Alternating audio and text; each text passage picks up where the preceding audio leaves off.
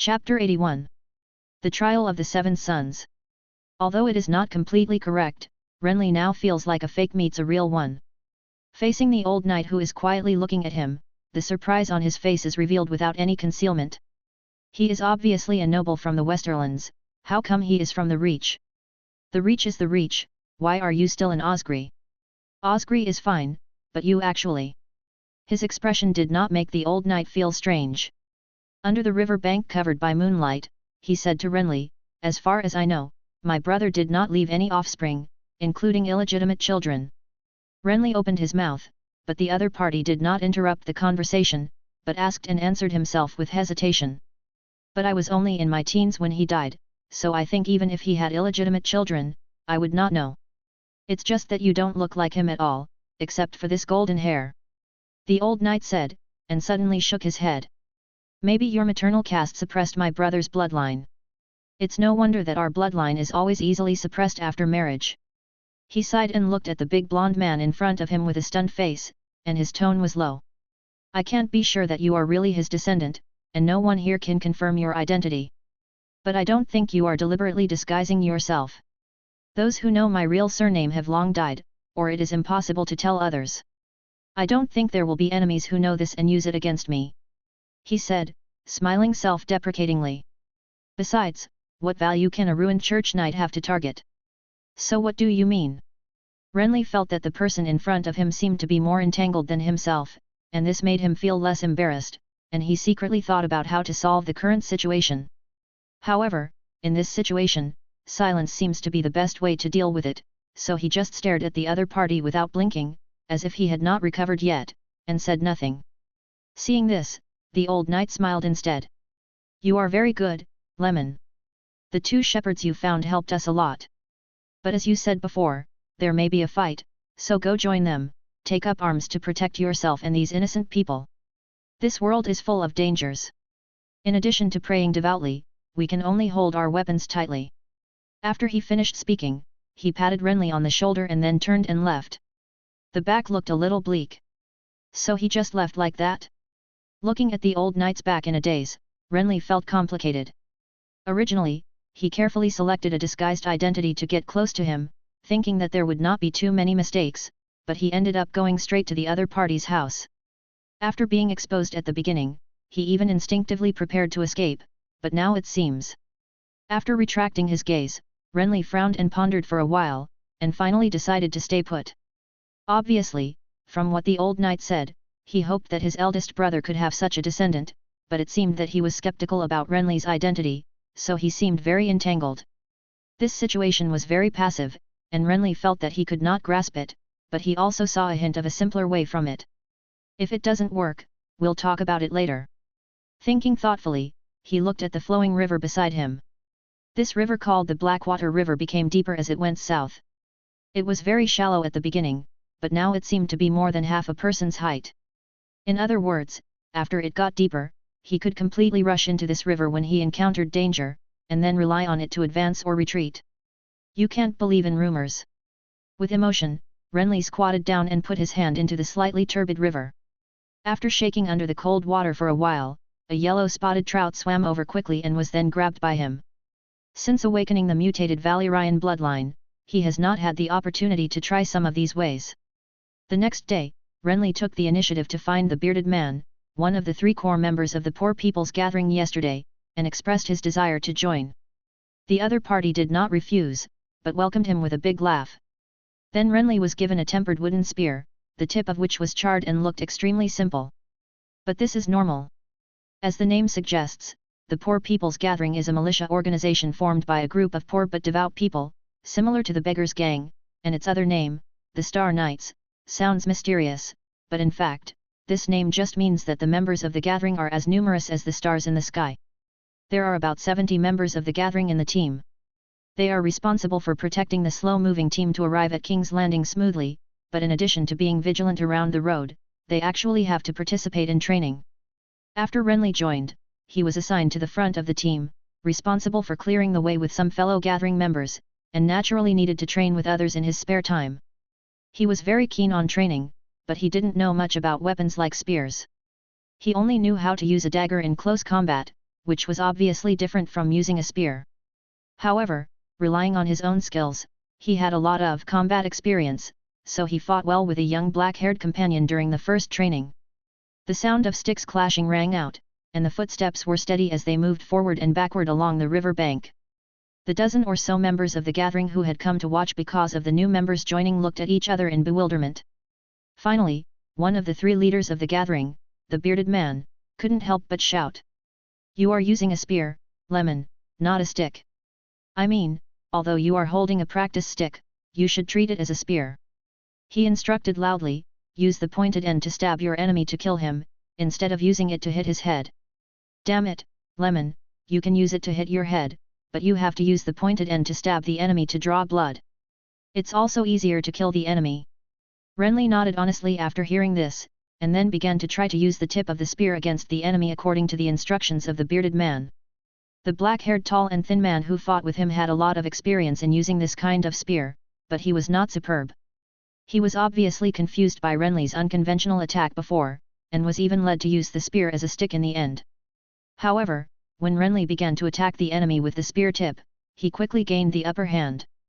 Renly was forced to retreat step by step. The long weapon in his hand made him feel uncomfortable. At the same time, the spear tip had a narrow striking area and was always blocked. He always wanted to swing the spear at the opponent as a stick, but he was hesitant because he wanted to stab people with the spear tip.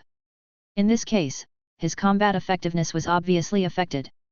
However, if he didn't know how to do it, he had to learn it. If he didn't learn it, he would never learn it. So he began to concentrate on observing the enemy's every move, and his mind was turning rapidly while he kept retreating. So he saw that the number of times he stabbed with the spear in his hand began to decrease, focusing on entanglement and blocking the enemy's attack, and every time he stabbed and attacked, he could cause the opponent to be in a mess. This ability to learn quickly surprised the more than 10 members of the gathering who were watching, and also caused a lot of discussion. During the practice, Renly found that the old knight was watching silently outside the crowd, which made him secretly feel that there was a chance, so he performed more hard. On the day he joined the gathering, he had mastered the spear mastery level 1, so he was able to use this weapon in a proper manner. On the second day, he was able to fight back and forth with his opponent, as if they were evenly matched. Unfortunately, before something he had hoped for happened, on the morning of the third day, a group of cavalry suddenly attacked them. Chapter 82. The sky was clear and bright at the time of the attack, and the chaotic team was passing through a narrow stone bridge over a river one after another. As a result, before they had completely passed, a row of small black dots suddenly appeared on the hazy horizon of the distant mountains, obviously a group of cavalry, rushing toward them at extremely fast speeds. They didn't know whether they were enemies or friends, but the old knight leading the team didn't hesitate at all. He directly ordered the assembly members to get into a response formation, and he loudly shouted at the team that was crossing the river slowly to speed up. In fact, without much order from him, people who sensed the danger had already unconsciously started a commotion. Many farmers and civilians who joined on the road panicked and started pushing and shoving in the hope of crossing the river quickly. At the bridgehead, after estimating the speed of the group of cavalry arriving and the speed of the people behind them crossing the river, the bearded man, one of the leaders of the rally, breathed a sigh of relief, and then clenched a long axe in his hand. Unexpectedly, we still haven't gotten rid of these people.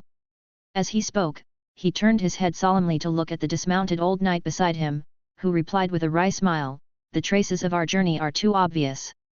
After catching 2 shepherds that day, they knew someone was going to have ill intentions towards them, so they directly changed the route they planned to take. At the same time, it seems like I am rushing along in a big way every day, but I am actually very alert to my surroundings. It's hard to say who the enemy is right now, but presumably they are the nearby lords loyal to the king, otherwise there would be no reason to attack people in the church like them. However, the old knight was not too worried about this. Although those knights looked menacing, they could not hold up the geographical advantage of the stone bridge behind them. In this case, he expected that as long as he defended the bridge, the enemy would be unable to do anything to them. Unfortunately, this idea completely changed next. The small black spots visible to the naked eye gradually grew in size, but before they could impact, there was a sudden commotion among the crowd who had already crossed the bridge behind, and there were even voices of women screaming in panic. The old knight hurriedly turned his head to look, and what he saw made his heart tremble. I saw a group of masked riders wearing leather armor rushing out of a forest on the opposite side of the bridge. Now they were only a few hundred meters away from those crossing the bridge. Don't panic, get back to the bridge quickly. Seeing someone screaming and running away from the large group, the old knight yelled, but it was useless. Some ordinary people had dispersed without discipline, and most of them followed his orders, but it could hardly be called a good thing, because their panic attack made it impossible for the assembly members to smoothly launch a defensive formation. There were sounds of panic all around, and the sound of horse hooves gradually became clearly audible. There were many enemies, and they were still attacking from both sides. The old knight's heart had sunk to the bottom. Then for some reason, he suddenly thought of the tall young man with blonde hair, so he looked around, and happened to see him standing on the bridge. The silhouette of someone escaping by leaping into the turbulent river. This look made him laugh angrily, but he had no time to pay attention to the coward who was still not sure whether he was of his own bloodline. In a state of panic, the members of the assembly at the end of the stone bridge struggled to the front. They each clenched their weapons and stood ready to face the enemy who was getting closer and closer in front. At this time, the situation was very chaotic. A dozen abandoned sheep were wandering on the opposite side of the stone bridge, bleeding.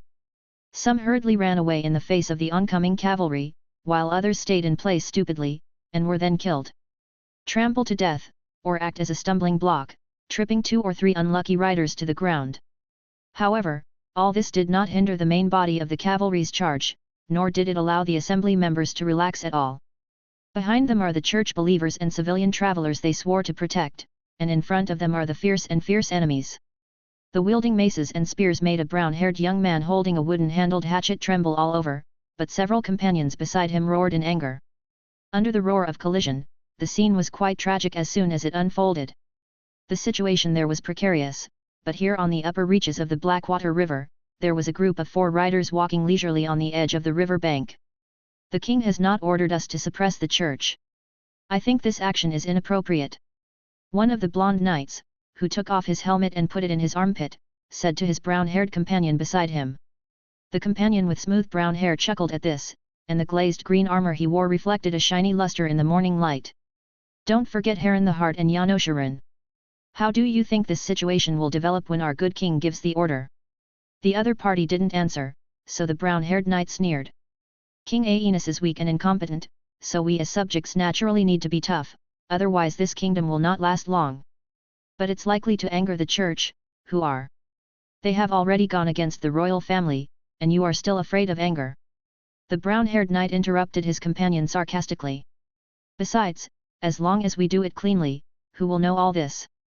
As he said that, the brown-haired knight looked at the stone bridge in the distance that was slowly shrinking the battle line, and a strange color flashed in his eyes. His purpose is to let the church know about this, so how can he do it cleanly? It's just that it's impossible to talk about this with your companions. Thinking about the possible chaos in the future kingdom, he silently looked forward to it, but suddenly felt something out of the corner of his eye. Looking sideways, he found that it was a group of trout wandering in the Blackwater River. Why is there a school of fish here? He murmured strangely, looking at his companions, and found that they were also surprised by this. It is actually normal to have a school of fish in the river, but it is very abnormal for a school of fish to gather together and keep swimming and floundering, staying in the middle of the river and refusing to go with the waves. After a few careful glances, through the still clear water surface, they did not see anything unusual except the school of fish, and even the water plants on the bottom of the river were dimly visible. The brown-haired knight then turned around and ordered the 2 attendants following behind him to go into the water to investigate the situation. The attendants had no objection to this, so they turned over and dismounted, took off their heavy clothes and rushed into the river. However, as if they were frightened, after they rushed into the river, the school of fish that had not moved much before suddenly jumped away and hid in the other direction of the river. Seeing this, the 2 servants hurriedly chased forward, but the fish swarmed elsewhere. After 3 or 4 times, one of the servants was shaken and even slipped into the river. After a lot of rescue, he avoided the fate of being drowned in panic. However, he couldn't go into the water again. The 2 knights were already impatient with the servants' clumsy situation, and the embarrassed look of one of them after a belly full of river water made them determined. So after looking at each other, they decided to go out in person. The members of the poor assembly on the stone bridge were just a group of peasants. There would be no accidents in the face of elite troops. At this moment, such a strange phenomenon appeared in the river. Maybe it was because of some special treasure. Of course, they had to find out. Chapter 83. The river water continued to rush past the sides of the body and the top of the head, as if countless small hands were massaging the body. During this period, some dust and grass stalk debris in the water occasionally stuck to Renly's body and kept floating. The world in his ears was silent, except for the thumping of his heartbeat like a drum. The cold feeling around him kept coming, gradually making his whole body chill, but it also brought a stream of vitality in the water. At this time, Renly was squatting at the bottom of the muddy river and waiting silently. The depth, which was more than half a man's height, made it quite hazy when he looked up. At the same time, the group of trout surrounding him and above his head also blocked his sight. But that doesn't entirely detract from his purpose. Dimly, he could feel a special force coming from the surrounding water, and a twisted layer of light seemed to grow on his body. It was slowly flickering as the river water enveloped him, making Renly feel like he was one with the river. A feeling of. But in fact, he did not merge into the river, but turned into a fish. After entering the water, after touching a certain fish with your fingers, it becomes its kind. A trout. At this time, Renly looked down and couldn't see anything.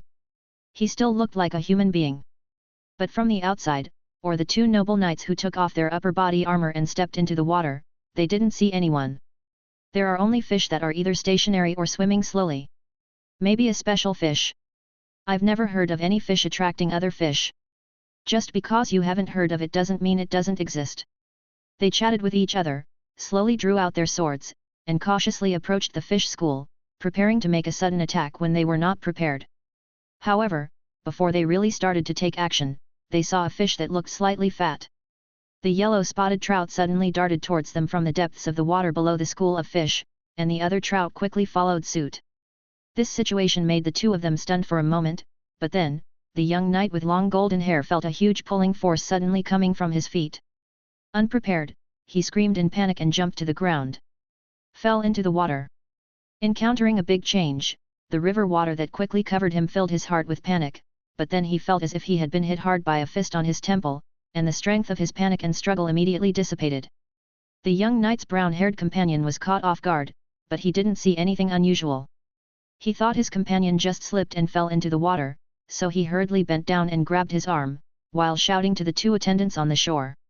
"Come up and help." However, before his shouting could end, a sharp and severe pain came from his lower body, which suddenly made his eyes widen. He opened his mouth and snarled, bending over and hunched over. The expression on his face was painful, but was immediately replaced by a burst of astonishment. He could clearly see that the fat yellow-spotted trout in the river below him suddenly jumped out of the depths of the river, and then suddenly expanded and transformed into a blond man after breaking through the water. "You!" Facing this face so close to him, he screamed in horror, but the huge fist that came close to his face immediately made his vision go dark, and then his whole brain began to buzz. Then another punch struck him, causing him to stagger and eventually fell into the river, where he puffed up randomly. He suffered a heavy blow to the brain and the choking sensation after falling into the water was very uncomfortable, but the combination of the two prevented him from passing out immediately, but he was also quite hazy in his perception of everything around him. In a daze, he heard the attendant yelling angrily, but the sound disappeared after a short while. Then he felt himself being pulled ashore, and then seemed to be tied up with something. He wanted to struggle, to stay away from the monster emerging from the water, but he didn't have the slightest strength in his body. His slight movements alerted the other party, so the brown-haired knight was kicked hard on the back of his head, completely. The darkness swallowed him up. The whole time lasted only about 2 or 3 minutes. Renly, who was soaked by the river bank, had his hands on his hips and looked down at the two unconscious knights who were trapped by him with their own clothes, looking happy.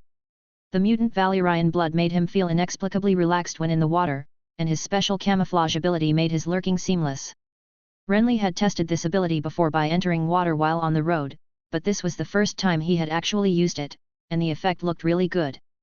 Thinking about it, he raised his hand to brush the dripping river water from his golden hair, and then looked at the dimly visible battlefield in the distance, his joy subdued. He shot men first and horses first. After discovering that an enemy was approaching menacingly and was much stronger in quantity and quality than his own, he chose to avoid the attack without hesitation. Originally, Renly thought that the enemy's leader would be hiding behind the enemy's army, and he even thought about running away if there was no chance to take advantage of him. However, after carefully watching under the stone bridge for a while, he discovered the situation on the upper reaches of the river bank. So I ran here decisively. Everything went smoothly. He captured 2 knights who seemed to be the leaders without much effort. However, the battlefield was changing rapidly, no different from a meat grinder. It was unknown how many of his former companions were left. I hope those 2 attendants can run faster. He sighed to himself. The bursts of painful screams coming from behind were very obvious, and the severe pain on his forehead made Huck unconscious. The enemies constantly attacking from the front attracted his remaining energy. The companions beside him kept falling down one by one, including Long-Faced Op, Grawl, Lame Jerry, and even Sir Laren who led the team. There were only a few people left standing now, and the enemies no longer had the fierce desire to attack as before, but became hesitant, as if they were frightened by the large number of casualties. But this did not affect their offensive. They saw that there were still continuous enemies at both ends of the stone bridge, crossing the corpses of people or horses, and rushing fiercely towards the group of people gathered in the middle of the bridge. Huck had no choice but to stand firm. He gritted his teeth and swung his spear hard. An enemy in leather armor who came close screamed and was stabbed in the neck, but then another enemy came up behind him. Although the waving flail could not reach Huck who was using a spear, it also entangled his spear tightly. Huck, who had no strength in his body, could not struggle, and watched a long axe from the other direction fiercely attack his head. Is he going to die? This thought flashed through his mind, and he breathed a sigh of relief for no reason. However, he soon found that he was not dead because a young brown-haired companion beside him blocked the attack for him, which made him stunned for a moment. The young man who was trembling with fear at the beginning of the battle was now crying and swinging a long sword that he had picked up from somewhere to chop at the enemy, and the long axe blade on his left shoulder had been deeply stuck in it.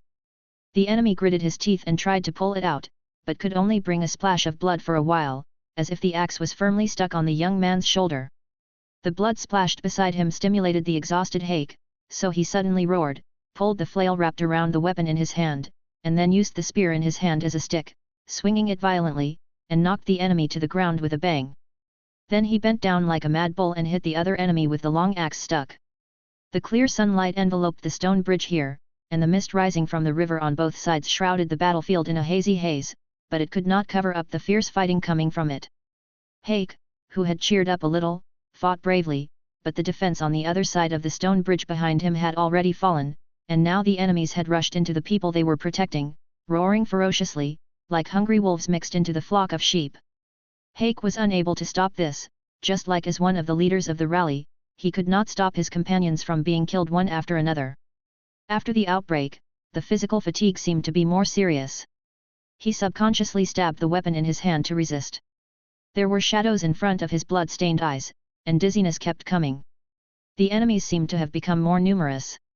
In the haze, he felt a sudden sharp pain from the back of his head, so the belief that supported his body disappeared in an instant, and with a bang, he lay on the 2 corpses on the bridge. He heard roars in his ears, but he couldn't tell whether it was the enemy or his own people. He vaguely saw a pair of legs running past him, splashing blood, and through these legs, he seemed to see 2 figures riding horses from afar. Enemy reinforcements are coming? He subconsciously flashed this thought, and he completely lost the desire to survive, but what happened next made his remaining thoughts suddenly stagnate.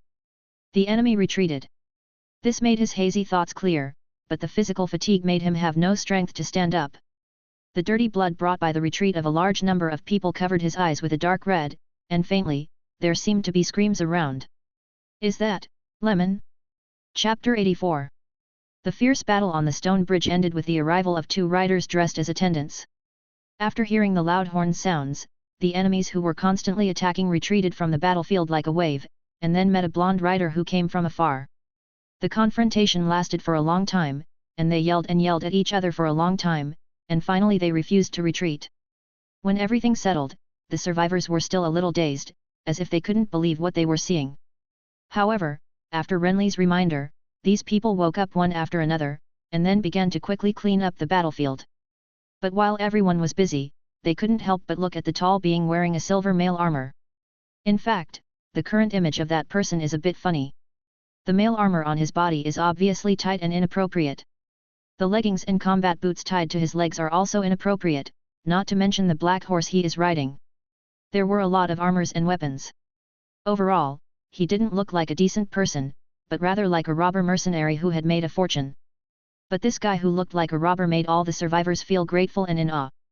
The whole battle seemed to take less than 10 minutes, but the original team of more than 200 people now had less than 30 people left, and most of them were injured.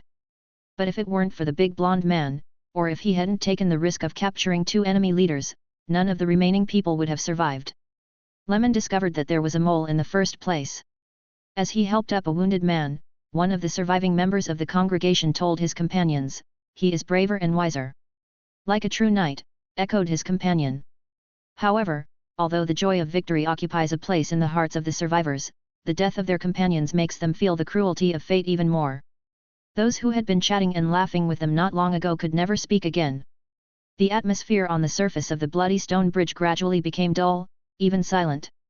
The number of more than 200 people was reduced to less than 30. Although some people escaped before the battle began, the majority died. Everyone has someone they know who died in this encounter, good friends, relatives, colleagues, even wives and children.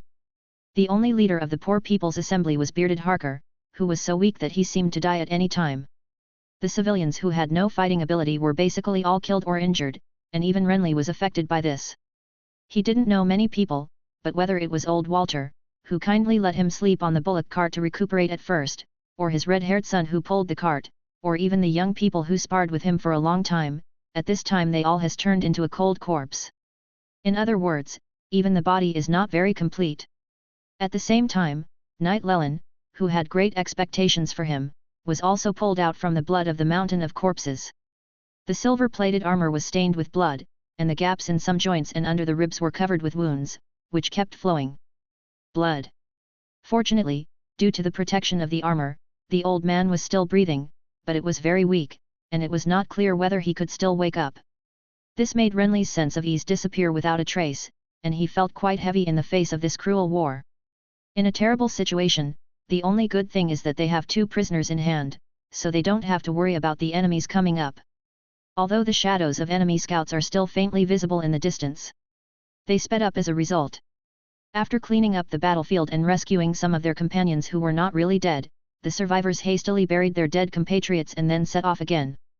The oxen that pulled the ox cart were dead, but some horses without riders that the enemy had not had time to take away when they retreated made it much more convenient for the survivors.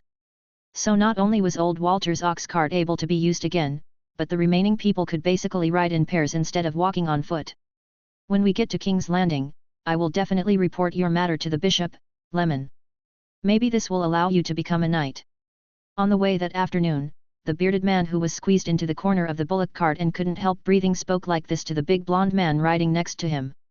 He obviously still remembered the initial claims of his new companion. "If you want to become a knight, then join the warrior sons." Renly, who was riding his horse, nodded silently when he heard this. In the continent of Westeros, in addition to receiving training from childhood, the only way to become a knight is through meritorious service, and the latter is the main way for civilians to be promoted. Renly didn't think he had done much credit this time, but it was better to have hope than nothing. The premise is that he can successfully bring these people to King's Landing. Thinking about it, he turned his head and glanced at the 2 prisoners behind the team who were staggering away while being tightly bound by ropes. These 2 people did not wear any coat of arms or anything that revealed their family identity. They were obviously cautious about this. No matter how the survivors interrogated them, they said nothing and acted very tough.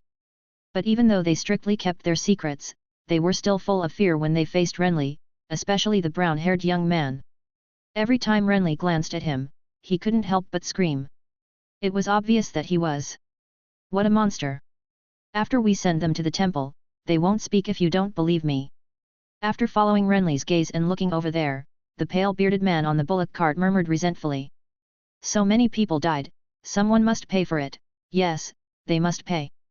Then I will kill them with my own hands, without leaving a single one. He fell into a coma mumbling like this, with a look of deep hatred on his face. Renly shook his head at this, and then called 2 survivors riding a horse not far away to take care of the seriously injured on the ox cart, and he ran to the front with a kick on the horse's belly. At this time, with the help of others, he had put on the plate armor he had obtained from the captives before, and the original clothes and silver mail inside. Riding on the warhorse, the glazed green armor was not very suitable, but it was also majestic, and he was the most intact combat force in the team. The others were all injured, and it was obvious that they had been through a fierce battle. But if you want to say who has a high prestige in this team now, it still belongs to this blonde knight who suddenly seemed to be sneaky. As the one who saved all the survivors, Renly has now jumped from a small fry to a leader who can give orders. No one has claimed or appointed this, but the remaining less than 10 members of the poor assembly always come to him for various opinions, and the remaining farmers in the team are the same. But the person involved is not proud of this, but rather feels troubled. There are a lot of old, weak, and disabled people. Now there are only 4 or 5 people who can fight besides himself. There are a few who can barely do it, but they can't be said to have much combat power. At the same time, there is little hope for his own goal. Although he got a complete set of knight equipment because of that battle, he doesn't have to worry about this anymore, but the rest, whether it is related skills or joining the warrior's son, has become confusing because of the old knight's coma. The only thing that can make Renly hope now is the possible reward for this merit. However, when night fell and the team stopped to set up camp, the bearded man who was full of hatred and claimed to be seeking credit for him could not be awakened no matter how hard he tried. He reached out to touch his nose and found that he had stopped breathing at some point. Chapter 85. There are still some riders behind the team, they are the tails left by the enemies. Renly had already ordered a senior member of the assembly to rush forward to request assistance. At the same time, he also completely adjusted his route, preparing to change his destination and rush towards the nearest place called Stonehall Town, where there is a temple and a gathering place for the sons of nearby warriors. It's just that he can't guarantee whether reinforcements will come, and it's also unknown whether the team can actually reach that safe place. Although there are 2 prisoners in hand, who can guarantee whether these 2 prisoners will always be reliable? If the Lord family behind them is afraid that these 2 people will betray them, and sends troops to kill them to eliminate future troubles, wouldn't the team be equally unsafe? This possibility is not non-existent. The nobles of Westeros have always considered family interests as their primary goal. Although the church's strength is scattered and it is currently confronting the Targaryen dynasty, it can be regarded as a behemoth. If you show up rashly, you will only receive a devastating blow. Therefore, although there were many wounded in the team, he still asked to speed up the march without stopping. The fertile fields on both sides seemed endless, and the road under their feet became muddy after a rainfall. They occasionally encountered some scattered travelers on the road, and there were also farmers seeking protection, but despite the criticism of the assembly members, Renly still refuses to carry out this kind of work anymore. He fears that there may be a traitor among them. On the 3rd day after Big Beard's death, the team passed by a village. A member of the assembly claimed that he came to this village often and was trustworthy, so they stayed here for some repairs. The local villagers welcomed the arrival of this group of people and actively provided accommodation and food, so the team stayed here temporarily for one night. Originally, Renly was planning to get up early the next morning and hit the road again, but perhaps because of his stable training, several seriously injured people who had been unconscious suddenly woke up, including the old knight. It was early in the morning when Knight Llewellyn woke up. Renly, who couldn't sleep, was originally on a watchtower in front of the village, looking at the distant fields shrouded in dawn. After receiving the notice, he hurried over. After seeing Renly push open the door and enter, the old knight who woke up in the thatched house took a breath and waved a member of the assembly who was feeding him porridge to leave. "I heard about you." When there were only 2 people left in the room, he said weakly, "Originally, I thought you wanted to run away. If it weren't for those 2 people, I would have really run away." Renly said in his heart, but what came out of his mouth was something else. "How is Jazz's health?" "It feels pretty good." The old man leaning against the dirt wall smiled and said, "But even if I die like this, I can feel relieved to see my brother's descendants before I die." These words made Renly look stunned, but the other party had already weakly closed his eyes at this time, so he said nothing more, looked at the old knight for a few times, then turned and left. After the sun rose, the team continued on their way, but their numbers were reduced again. Several members who were not part of the Poor People's Assembly chose to stay, and some of the seriously injured members of the team were also arranged by Renly to stay here to recuperate, preparing to come back to pick them up after reinforcements were found. Originally, he planned to keep Knight Llewellyn here, but the other party struggled and insisted on following the team on the road. He claimed that the duty of the son of a warrior was to lead the assembly members forward, and there was no reason to abandon them and stay behind. The old man was stubborn and insistent on this, and Renly had the feeling that he had another agenda. The next few days were a continuous rush, and there were currently less than 10 members left, so the team's speed was not slow. The old knight who Renly was particularly concerned about was also intermittently waking up from coma, and waking up again. When he woke up, he would ask Renly to say a few words. Renly felt like he didn't have long to live. But one day, after waking up, the old knight became extremely energetic, and his pale face became rosy. He called Renly to the front and back of the ox cart. He habitually looked at the big blonde man in front of him for a few times, and slowly said, "You know, I'm a deserter." Renly was startled when he heard the words, but the other party did not finish his words, but said to himself, "I was your grandfather's attendant. Together with him and your great-grandfather, we participated in the war that wiped out the royal family in the Reach. Your grandfather, when he died, I should have stayed by his side, but those 3 dragons really made me." When he said this, he paused. "So I ran away." Knight Leland's voice was much smoother than before, with no emotion. It sounded like a normal old man talking, and he didn't seem to want any response from Renly, the audience. "I felt ashamed, so I gave up my family's inheritance rights and chose to join the church to atone for my sins. I spent half my life believing in the gods in heaven, but in the end I still always dream about the scene that day. My father and brother were fighting to the death. I turned around and ran away. They died, yes, I survived, it was a nightmare. This is normal, Sergeant." Renly comforted after hearing this, "Otherwise, if you stay there, you will die." The other party did not feel comforted by this, but shook his head. "You said this is normal, but if you give me a chance to choose, I want to die in that war." Renly didn't say anything. He felt that the other person was full of memories of the past at this time, and he could clearly detect the old age hidden under the old man's rosy cheeks, which made him feel a little uncomfortable. Seeing this, the old knight smiled instead. After staring at him with cloudy eyes for a long time, he said sadly, "I wanted to teach you with my own hands. You are a talented person who can learn quickly. The most important thing is to know how to use your brain, but I didn't expect that my death would come so soon. I have been looking forward to this day, but it shouldn't be now, and it shouldn't be when I just met my brother's descendants. This must be the punishment of the gods in heaven." When he talked about his brother's descendants, his tone was very firm, and he seemed to have confirmed that Renly was a bloodline of their family. Renly couldn't imagine where his certainty came from, and all the clues? Or are you forcing yourself in your heart to believe that this is the truth? He didn't understand, and the old man was obviously no longer obsessed with this. After he finished speaking, he raised his hand and patted the guardboard behind him, so the ox cart stopped appropriately. Then he saw the old knight holding the side rails of the ox cart with his hands. He stood up staggeringly and got off the ground with Renly's help. Taking a few deep breaths, he forced himself to look up at the gloomy sky above his head, then faced Renly, who was standing in front of him, and said, "I can't teach you anything, Lemon, but you have to remember, a knight is not a knight just by riding a horse with a gun and wearing a suit of armor. No matter how sharp your gun is, how strong your horse is, or how superb your sword skills are, you are still not a knight.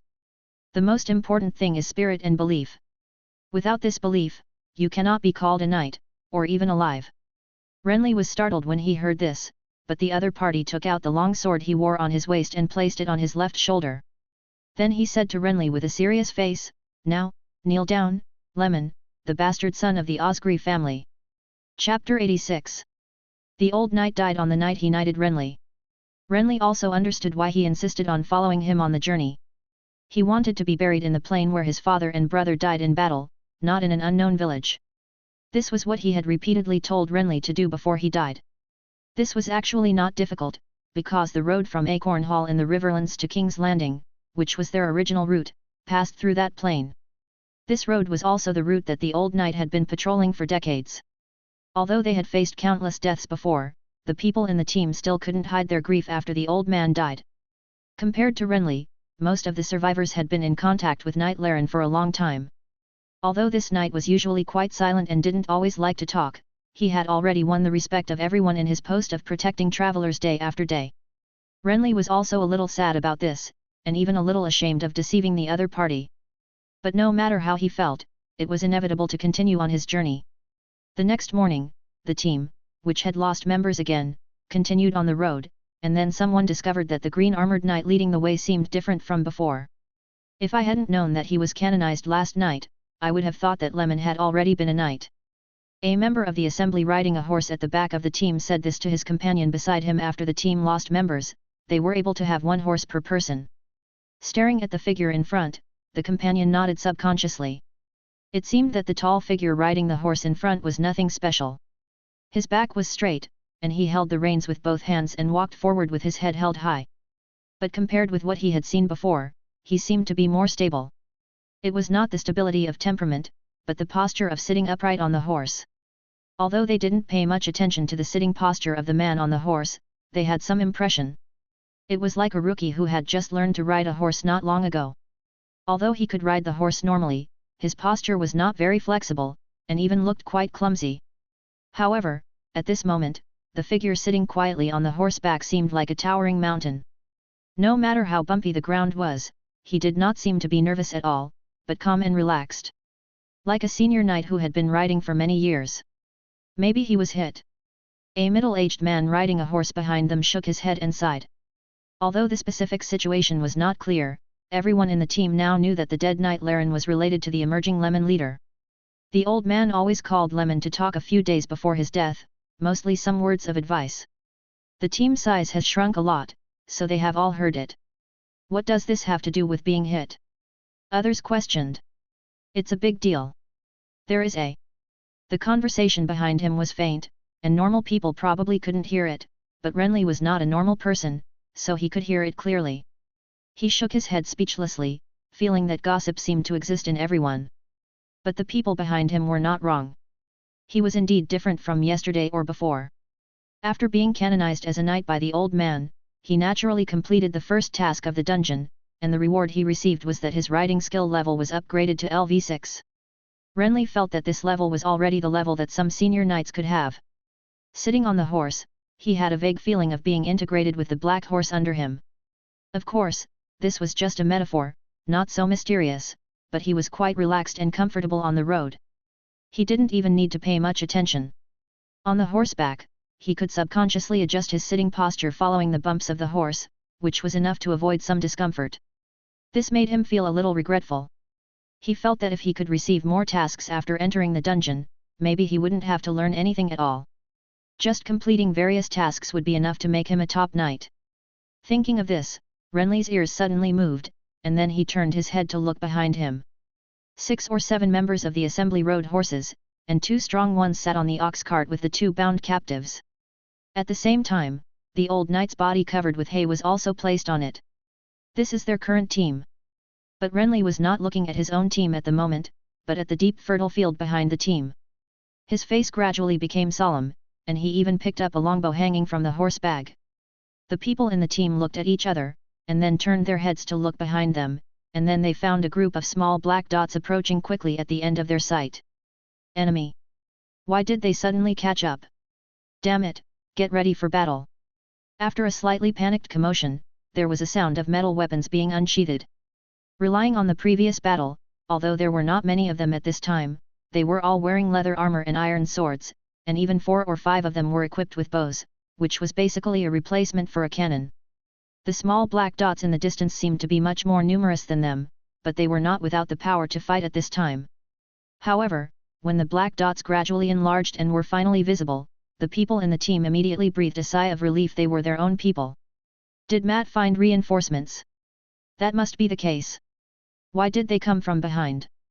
The voices of discussion told of their relaxation at this moment, which was no wonder, because the ones coming were a group of knights in silver-plated armor, and their rainbow cloaks fluttering as their horses ran were particularly conspicuous in the sun. That was a group of warrior sons. There were about 40 or 50 warrior sons, and the way they ran together really had the momentum of a large army attacking. Renly, who put down his bow, was completely relieved. After rushing on the road, they were afraid that the enemy would appear again, but at this moment, it was not the enemy but a group of church knights who came, which seemed to mean that they were no longer in danger. Not long after, the warrior sons ran close, and the sound of reeling in the horses and slowing down was heard repeatedly. The members of the assembly looked at Renly, and after seeing him nod, a senior member rode up to negotiate with one of the knights who came over, and the rest stood there waiting. Renly found that there was someone pointing in his direction while talking, which was not what he expected. Not long after, a middle-aged knight who seemed to be the leader of this group of warrior sons came trotting over. Sir Lemon? He asked. Renly bowed in response. Seeing this, the other party said, I am Mori Grey, the leader of the warrior sons in Stone Town. I heard about you in that village before. Can we talk alone? This person had no expression on his face when he spoke, but his words sounded polite. Renly had no objection, so he followed this middle-aged knight who looked a bit short and strong and rode away. Only when they were far away from the team did the other party speak again, has he not been buried yet? It was self-evident who he was talking about, and he obviously knew the old knight. Renly replied, he hopes to be buried near the Golden Avenue in front. Knight Murray sighed after hearing this, and seemed to know something about the old knight, but he did not say much, but changed the subject. You have made great contributions, Sir Lemon. Since Sir Laren made you a knight before his death, I think I can understand what he wanted to express. He paused, then stared at Renly with deep blue eyes, and said in a serious tone, it's just that I can't absorb you into the warrior's son for the time being, because I think you still need to be taught. Renly was stunned when he heard this. Chapter 87. No matter what weapon you use or who you fight against, it is very important to clearly grasp the attack range of both sides. This sense of distance determines your room for dodging an attack. The warrior sons from Stone Town were not here specifically for rescue. They were originally planning to go to King's Landing, but they met the rescuer sent by the team just after they set off, so they rushed over. It was just because they took the wrong road with Renly and his team, so these people ran to the village behind, and finally they caught up with them after a quick ride. Since they joined the team, Renly has never seen the riders hanging behind him again, and it seems that the crisis has been resolved. Renly didn't know who sent those riders, but the warrior sons claimed that someone would investigate this, and they also took over the two captives. So Renly stopped asking questions. King's Landing is still a long way from here, and they naturally cannot keep on traveling without stopping. So whenever they rest, the knight named Mori Grell will call Renly and teach him various fighting skills or let his own servants practice with him. This is obviously what he said. Swordsmanship does not rely on your instinct to chop, dodge, and block, but on your mind. Understand the enemy's behavior and habits, and try out whether his character is cautious or radical, so as to lay out tactics and then execute them. This is what you should consider first. The sound of wooden swords colliding, accompanied by the stern teachings of the middle-aged knight, continued to sound by the river bank. There were some warrior sons watching around, but more were in the camp not far away, making fire and cooking. The crowds of people looked very lively. Because of the addition of the knights, the team began to absorb some travelers on the road again, and it seemed that they had no concerns about whether they would be attacked. Renly guessed that this might be something to rely on, but he did not think about it at the moment, but devoted himself to training. Western swordsmanship may not seem to have many tricks, but in fact there are still many fixed movements, such as attack, block, opening move. Renly has been learning these recently. And when all the basic knowledge is learned, it is necessary to start repeated practice and put the knowledge into actual combat. Renly is quite unfamiliar with this. Although he has rich practical experience, that is only for bows and daggers.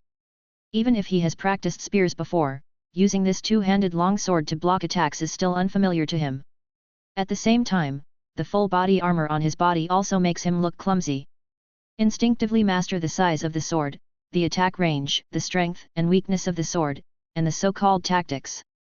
The one practicing with him is the squire of Knight Murray, a small brown-haired man with a childish face. He looks very thin after wearing armor and looks much smaller than Renly. However, during the fight between the two, the big man was beaten back by the small man. When the two wooden swords collided, Renly was mostly on the defensive and seemed to be in a mess, while the iron armor on his body was hit and banged. The group of knights watching the excitement around often commented on this, but they didn't laugh at anything.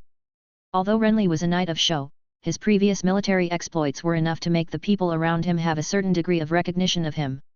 Knight Murray, who was responsible for teaching, was not polite. He would pick out and scold any mistakes. Renly was happy to accept this. In addition to the use of the long sword, he also received training every day to master the shield. Compared with the sword, which can be used back and forth, the practice of the shield is completely passive. In addition, after his riding skills were tested, Knight Murray thought that he didn't need to practice more. In terms of riding alone, you are more qualified than most knights, which is rare for people of your age. The knight commented.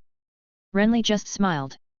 Wearing heavy armor and practicing for days, he sweated profusely every day, and his body was full of fatigue, but his spirit was more and more sufficient. Without the troubles brought by leading the team, he felt refreshed by investing in this kind of physical and mental labor. The knights who watched them practice were also surprised to find that this big man, who was unable to fight back at the attack of the little squire at the beginning, could hold out longer and even fight with the squire in the end. This progress became more and more obvious day by day, and they had to sigh that the talent of this grassroots knight was really amazing. The discussion reached its peak during a practice. Renly, who was constantly defending, suddenly used his sword to separate the enemy's long sword after the opponent's attack, and knocked the wooden sword used for practice on the opponent's helmeted forehead with a sound, and then took advantage of the situation to drop the sword and gently knock on the part of his neck where the gap in the armor was exposed, making a dull sound of chain-mail collision. This meant that he had won. The neat action attracted a lot of cheers, and some people came forward to pat his shoulders cheerfully to show encouragement. Even the little man who practiced with him was sincerely happy for him and came forward to hug him. Although he was out of breath and exhausted, Renly was also happy because at the moment of his victory, his long sword mastery had reached level 4. And the other skill he learned on the way, shield blocking, was at level 3. After laughing for a while, he calmed down and stopped being proud. One victory does not mean everything. Every battle is a new beginning. Even senior knights can hardly guarantee victory in every competition. Moreover, although these abilities are improving rapidly, it is more difficult to upgrade as you go up. According to Renly's previous experience, levels 1-3 are the easiest to upgrade. Levels 4 and above are very difficult, and the process of 6-7 requires day-to-day hard work to learn. However, he is not qualified to participate in the trial of the Seven Sons with his current ability level. At the same time, even if he is qualified, these are secondary. Because the most important ability of the trial of the Seven Sons is not the long sword, but the lance charge. In the history of the Targaryen dynasty, there have only been 2 trials of the Seven Sons, one not long after, and the other more than 100 years later. Renly does not know much about the current trial of the Seven Sons, because there are few records about it in books, and most of them are confusing and conflicting. But he has read the latter trial. The first thing that the Seven Sons trial started was the face-to-face lance charge, and if this step was performed well, the winner could basically be decided in one round. Unfortunately, although he was able to train with a long sword and a shield on the way, he had no chance to practice lance. Although the knights said that the most important thing about lance charge was riding skills rather than spear skills, the most important thing did not mean the only thing. The mastery and familiarity of lances was also a problem that must be faced. However, Renly had already figured it out, or he found a point that could be used. The armor of the current era seemed to be significantly different from that of later generations. This difference was not reflected in the defensive ability, but in some auxiliary ability. Renly thought about this, so during a break after a practice, he asked the young squire who was practicing with him. After joining the warrior's son, should my armor also be tailor-made? Of course, the armor you are wearing now does not fit you well. It is not conducive to performance in real battles, and the armor of the warrior's son is all standard. The other party replied. Renly then put his mind at ease and devoted himself to the training. Although Knight Murray claimed at first that he could not accept Renly, he became more relaxed during the days of traveling. Renly was sure that there would be no surprises in his joining the warrior's son. This could be the legacy of the old knight, or it could be his own merit and talent, or of course it could be a combination of the two. So for him, all he needed to do was to ensure that he could smoothly join the future trial of the Seven Sons. He had no idea about this yet, so he could only take it one step at a time, and time passed quickly under the constant travel and training. Until one gloomy morning, the shadow of King's Landing could be seen faintly. But after approaching, Renly found that the city seemed to be in great chaos at the moment, and even a war was breaking out. Chapter 88. King's Landing, the capital of the 7 kingdoms that would later stink, also exuded a stench in this era, but it was relatively lighter, and its appearance was not much different from that of later generations. The city walls were tall and stretched out to both sides, like a dormant monster of earthy yellow. However, Renly did not have time to take a closer look at this strange city, because as the team approached, bursts of shouting and screaming floated faintly, which made the leader Knight Murray's face change, and then turned around and ordered the ordinary civilians in the team to stay where they were, while he called on the warrior sons to ride away. Although he could not be considered a warrior son at present, Renly was also in this team. After kicking his spurs, he followed many knights and rushed into the open city gate. Under the gloomy sky, the sound of dozens or hundreds of horses galloping together rumbled, and they entered the towering city gate in a line, and no guard stopped them. After entering the city, the first thing that caught my eye was the rotten fish and nuts scattered all over the ground. The owners of the stalls were nowhere to be seen, and an old beggar who seemed to be paralyzed by fear was now shivering in the shadow of the building on the right side of the street, watching the dozens of people fighting in the middle of the street.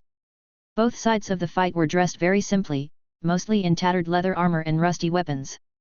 However, one side was very easy to identify because they wore a 7-pointed star badge, and some even had a 7-pointed star mark on their foreheads and arms.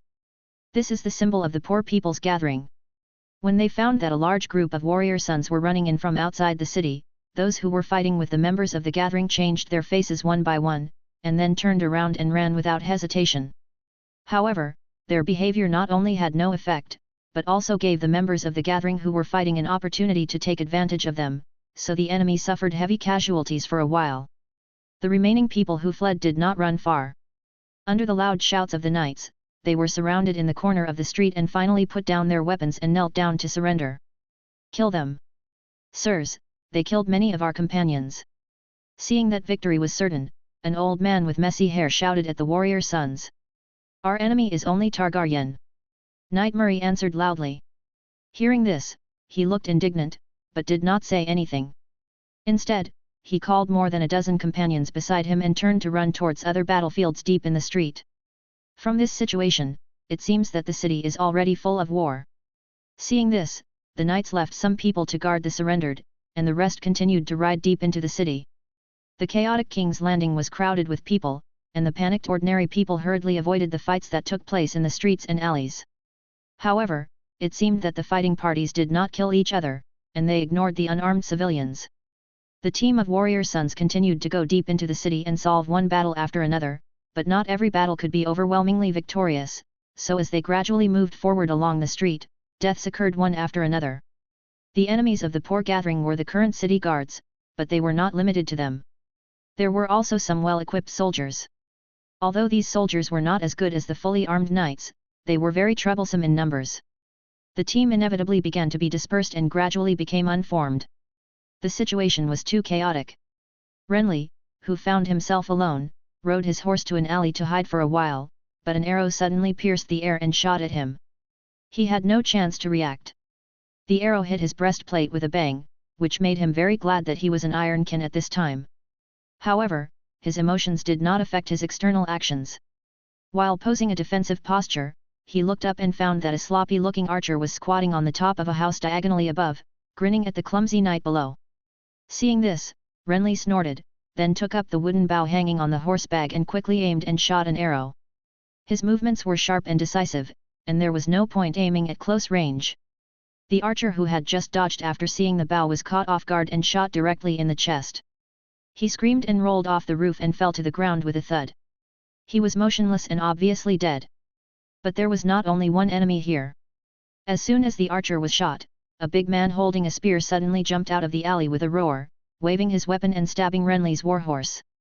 At this time, Renly had just shot the arrow and was a little slow to react to the attack from behind, but the warhorse under him was experienced. It saw its horse hooves kicking its buttocks and lightly dodging the stabbing spear. Then it neighed and kicked again, and with the loud sound of teeth colliding, it directly kicked the big man to the ground, covering his mouth and wailing. At the same time, Renly, who had reacted, turned his waist and stabbed downwards with a spear in his hand, and the man screamed and was stabbed to death by the spear. Unfortunately, the bad luck did not seem to stop, or there were too many enemies around. After the big man died, 3 soldiers in leather armor rushed out of the street outside the alley. One of them aimed at Renly with a bow, and the other 2 approached quickly with shields and long swords. Although he had not figured out what this battle was about, he could not ignore it since he had been attacked. So when he saw this situation, he kicked his horse's belly, turned around, and then rushed towards the 3 people. The galloping horses were fierce, and the knight on the horse leaned down and dodged the arrow aimed at him. The 2 soldiers raised their shields to face the charging knights, but their weapons were obviously not as far as the spear's attack range, so as the warhorse rushed past them from the side, one of the soldiers screamed and was pierced through the neck. Before the other one could react, there was a dull sound of flesh collision behind him. Turning his head, he saw that his archer companion had been knocked to the ground by the impact of the warhorse. Finally, he was stabbed in the mouth by a spear while wailing. Blood splashed with broken tongues and fallen teeth. The life that had not yet completely dissipated made the archer's body twitch constantly. However, this did not mean that Renly had won at this time, because 6 enemies with spears rushed towards him again, which made Renly's face change, so he kicked his spurs without hesitation, ready to rely on his own tight defense to break out of the encirclement and escape. But at this moment, the rumbling sound of horse hooves suddenly came from a distance, and then it was the turn of the enemies who surrounded them to change their faces.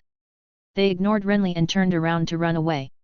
Renly took the opportunity to shoot one of them dead with an arrow, and the others ran into the alley in a panic. The newcomers were a group of strange warrior sons, and Renly did not know them, but the cloaks could reveal their identities. At the same time, he was also wearing a rainbow cloak that he had prepared in advance. So before he could do anything, some of the knights who rushed past waved at him to follow. Obviously Renly could not escape now, so he felt helpless and could only ride away. Enter the city, fight, fight, and fight again. A series of events made people a little dizzying, until the midday sun enveloped this cocky medieval city, and the melodious bells solemnly emanated, and the battle was just declared over. The members of the Poor People's Assembly cheered loudly in all parts of the city, while the soldiers who resisted and the city guards were killed or wounded, and a large number of them were captured and killed. It was not until then that Renly, who was covered in blood, saw Knight Murray, who had disappeared since entering the city, and hurried over. "What happened, sire?" he asked, panting. After fighting for a long time, almost non-stop, Renly was exhausted and didn't understand what was going on in this city.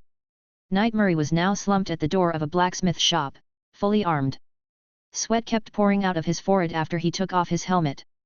Hearing this, he said tiredly, "Someone rushed into the Red Castle last night to assassinate the Monster King, but failed, and the soldiers in the city counterattacked." Upon hearing this, Renly was stunned, and then suddenly said, "Sir, can I leave first? My uncle lives in Flower Street. I originally came to King's Landing to seek refuge with him. I'm afraid he's in danger now." Knight Murray, who had already learned about his life and origins along the way, frowned when he heard this. "You don't plan to join the warrior's sons?" "Of course I will, but I hope to make sure he's safe before that. After all, he's my only relative, sire. I'll find you in the church after we're done. There's chaos in the city now, you'd better hurry." The other party nodded when he heard it. The Shrine of Remembrance on Rennis Hill is easy to find. If you can't find it, just ask anyone and they'll know it. It was obvious that he didn't refuse, so Renly thanked him and rode off the street, looking a little anxious. Sir Murray was quite satisfied when he saw this, thinking that it was a virtue for this big bastard to get rich and still not forget his relatives. But he obviously didn't realize that the direction the blonde big man was heading to was not Flower Street, but King's Landing Port. According to historical records, after the assassination at the Poor People's Assembly, King Aenus was so scared that he fled back to Dragonstone. Now Renly was going to the port to try his luck, maybe he could run into him. Chapter 89.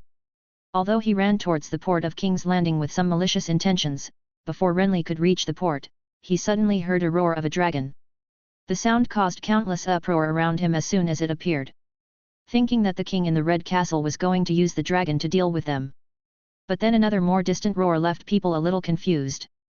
Renly had a vague guess about this, and when he hurried to the port area, all he saw was a damp dock where all kinds of goods and rotten fish were piled up, and the noisy members of the Poor People's Assembly on the dock. After asking for a while, he heard that royal ships had been slowly sailing away one after another, accompanied by a shining silver dragon. "It seems to be the Monster King. We didn't see him, but we saw his king's guard and dragons." The member of the assembly who was questioned by him claimed that he then saw the rainbow cloak on Renly's back and asked curiously, "Sir, are you the newly joined warrior's son? Why is the armor different from others?" Renly nodded perfunctorily in response, then glanced at the vaguely visible ships in the vast ocean under the sun, and secretly curled his lips. Speaking of which, King Aenus was Rennis's son, but it seemed that he didn't inherit even a little bit of the latter's courage. There was clearly a dragon, but he was bullied to such an extent that he was so scared that he fled the capital. I don't know what he was thinking. However, he didn't have any angry thoughts about this. Although he was the son of an old friend, this old friend was not the person he came into contact with. Even if the person in this world had not died in Dorne, he probably would not have known him. Thinking about it, Renly shook his head, then turned around on his horse and rushed back towards the city. Although it was a waste of time to come here in vain, it was not too disappointing. In other words, even if he could catch up, he might not really be able to get any benefits. He just found out the news just in time. The horse's hooves under him hit the ground, making crisp sounds. The blonde knight walked back along the route he came from.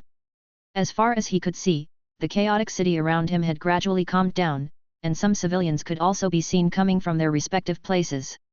People stuck their heads out of the windows to watch, while those who were bolder walked out of the house and began to inquire about the specific situation with others. Renly ignored all this and prepared to go directly to Rennis Hills to report, but just as he passed a road lined with camphor trees, he suddenly heard a faint sound of arguing. He listened carefully and found that it seemed to be a boy's voice, which made him subconsciously think that the aftermath of the chaos in the city had not yet dissipated, so he followed the sound and rode closer. "That's the necklace my grandmother left behind. You two dirty things, don't touch it." The words he heard as he approached made him startled slightly, and then he kicked his spurs to speed up. Finally, he found in a narrow alley, a sloppy old beggar tightly hugging a man wearing wet velvet and expensive clothes. The bald boy refused to let him move, while the other beggar kept pulling gold-plated buttons and various decorations on his body. This was obviously a robbery scene. Renly frowned when he saw this, but before he could do anything, the two beggars who had looked back because of the sound of horse hooves were frightened and stopped because of the rainbow cloak behind the person. He made a move, then gave up the boy and ran away without hesitation. The boy on the spot took the opportunity to pull back a necklace from the old beggar's hand. When he turned around and looked at Renly, he was stunned for a moment, but then he quickly got up and lowered his head to thank Renly. "Thank you, sir. They were so savage. Thank you for saving me." This person's voice sounded a little nervous, as if he was afraid of strangers. However, the words Renly heard before did not seem so well behaved. At the same time, the necklace in the other person's hand also seemed familiar to him, so he asked suspiciously, "Did you fall into the water?" "I accidentally slipped on the pier before, sir." The wet boy answered with his head lowered. "Accidentally? Where is your family?" "It's nearby, sir." The boy replied, "I ran out sneakily to see what was going on outside, but they robbed me. Thanks to you, sir, otherwise I might not have survived today." "Nearby?" Renly heard this and said, "I will see you off, and you will show you the way." "Thank you, sir, but I can go back by myself." The other party replied, with a hint of playfulness in his voice. "I don't believe that we can encounter robbers twice on such a short road. Sir, King's Landing is actually not that chaotic, especially with your presence." There was nothing unusual about this, but Renly had a vague feeling of déjà vu, or he seemed to have seen himself when he was a child, when he was fooling people. So he stared at the other person with interest and said nothing until the boy couldn't help but glance up at him. Renly then said, "Raise your head and let me see. Why do you always keep your head down?" "I have mild albinism, sir, and am afraid of the Sunday. There is no sunshine in the alley." Renly on horseback said as he tightened the horse's rope. The horse snorted while kicking on the spot, so his voice seemed very intimidating. "Look up, how about I help you?" These words made the other party silent for a moment, and then he slowly raised his head, revealing a beautiful face. As a child, this face is very cute, with deep blue eyes, a smooth forehead and two dimples, and looks like a little girl. But Renly can be sure that he is a boy, and a very interesting boy. Looking at this vaguely familiar face, and carefully looking at the color of the other's eyes, he was quite speechless. "You don't look like you have albinism." "It's just a mild symptom, sir, not very obvious," the boy said hesitantly. His eyes were a little evasive, and his hands hanging on both sides unconsciously wrapped around the corners of his clothes, looking very nervous. Renly thought that he should be nervous, not to mention such a big child. In this situation, it would be impossible for him not to be nervous. "Your father has fled, why didn't you follow him?" he asked excitedly, and at the same time turned over and dismounted, and walked closer. Seeing this, the boy couldn't help but step back. "I don't understand what you're saying, sir." "Let me guess." Renly ignored him, approached and lifted his chin, looked at him for a few times, and said, "You look like you don't seem to be the same age as Aegon or Viserys. So you are Jaehaerys? Jaehaerys Targaryen?" The youngest son of King Aenus. Although he was guessing, his words were very sure. It's difficult to identify others, but it's easy to identify people from the Targaryen family. You can tell by the hair color and eye color, not to mention that this face and the necklace in the boy's hand look familiar to him. Renly's words made the boy tremble all over, and then stared at him in astonishment, opening his mouth without saying a word, looking very shocked. Your father fled, why didn't you follow him? Renly asked a question he had asked before. Because this involves why the little prince is here. Jaehaerys Targaryen, also known as Jaehaerys Targaryen I, was the fourth Targaryen king to sit on the Iron Throne after King Maegor. He was also known as the arbitrator Jaehaerys because he negotiated with the church after his coronation and successfully disbanded the church's two major armed forces. During his reign, Jaehaerys was wise and intelligent. He unified the laws of the Seven Kingdoms and built a king's road connecting all parts of the country. His reign was also the longest among all Targaryen kings. Many people believe that his reign was the most prosperous period of the Targaryen dynasty, while the kings after him quickly brought the dynasty to a low point. In short, this boy will be a good king in the future. Renly didn't know much about the childhood of this good king, but he couldn't figure out how this Targaryen boy in front of him would be alone here and robbed by two beggars. At the same time, his parents had fled by boat not long ago. Is this a hidden incident that is not recorded in historical materials? Chapter 90. Obviously, no matter how wise and intelligent he may be in the future, he is still just a child, who looks about 7 or 8 years old.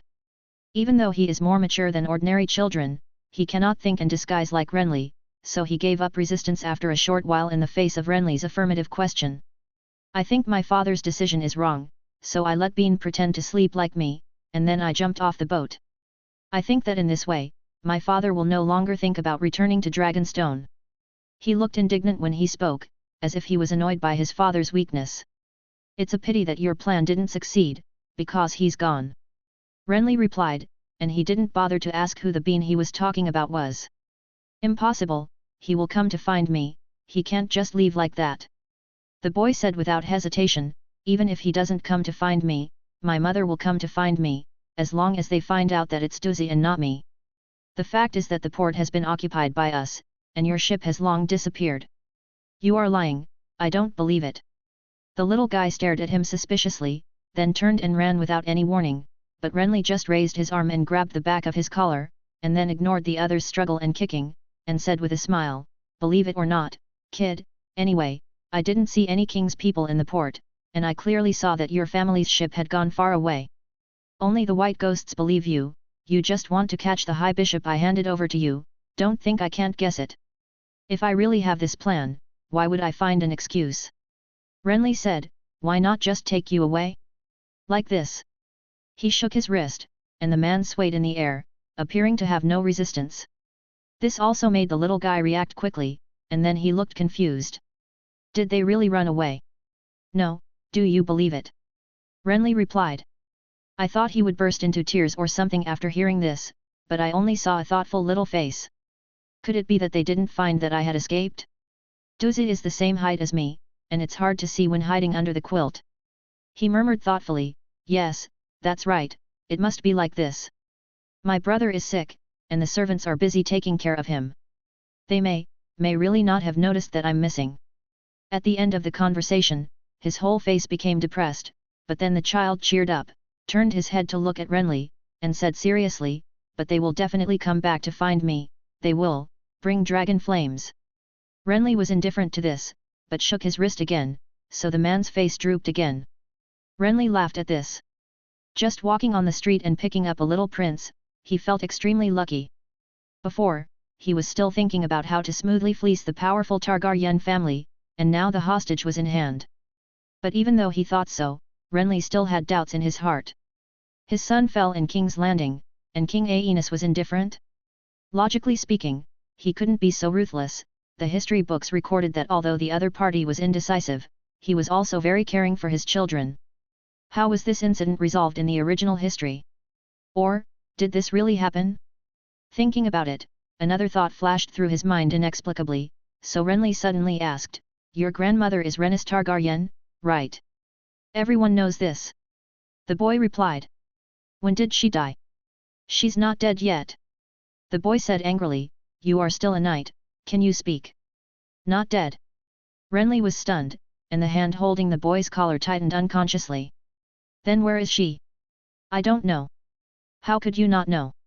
My grandmother has been missing for many years, she disappeared before I was born. The boy answered. Didn't she die in Dorne? My father said that my grandmother almost died in Dorne. The boy said, but a Dornishman saved him. After saying that, he looked puzzled. I have never figured out why the Dornishman saved my grandmother. When I asked my grandfather when I was a child, he didn't answer. You haven't seen that Dornishman? That was many years ago. The boy looked at Renly with an idiotic expression. My father was not as old as I am now at that time. Renly ignored the expression of this man, but asked seriously, I mean, what happened to that Dornishman later? I don't know, I have never seen him. Maybe he disappeared too. As the boy said, he saw the big blond man with a thoughtful look on his face, and couldn't help feeling strange. Although he was still young, he felt that the knight in front of him seemed to have no hostility towards him, unlike those church people outside who called their family monsters. So he gradually relaxed a lot, but relaxation did not mean no vigilance. He was always carefully answering the other party's questions, and instinctively trying to get close to him in order to get closer to him. But generally speaking, there seemed to be nothing to be vigilant about this person's questions, so he was telling the truth now. But why did the big blond man in front of him look a little strange? The boy didn't understand this question for a while, and he didn't have time to think about it, because the blond knight in front of him thought for a while and then looked up at him again. Do you know anyone else in King's Landing?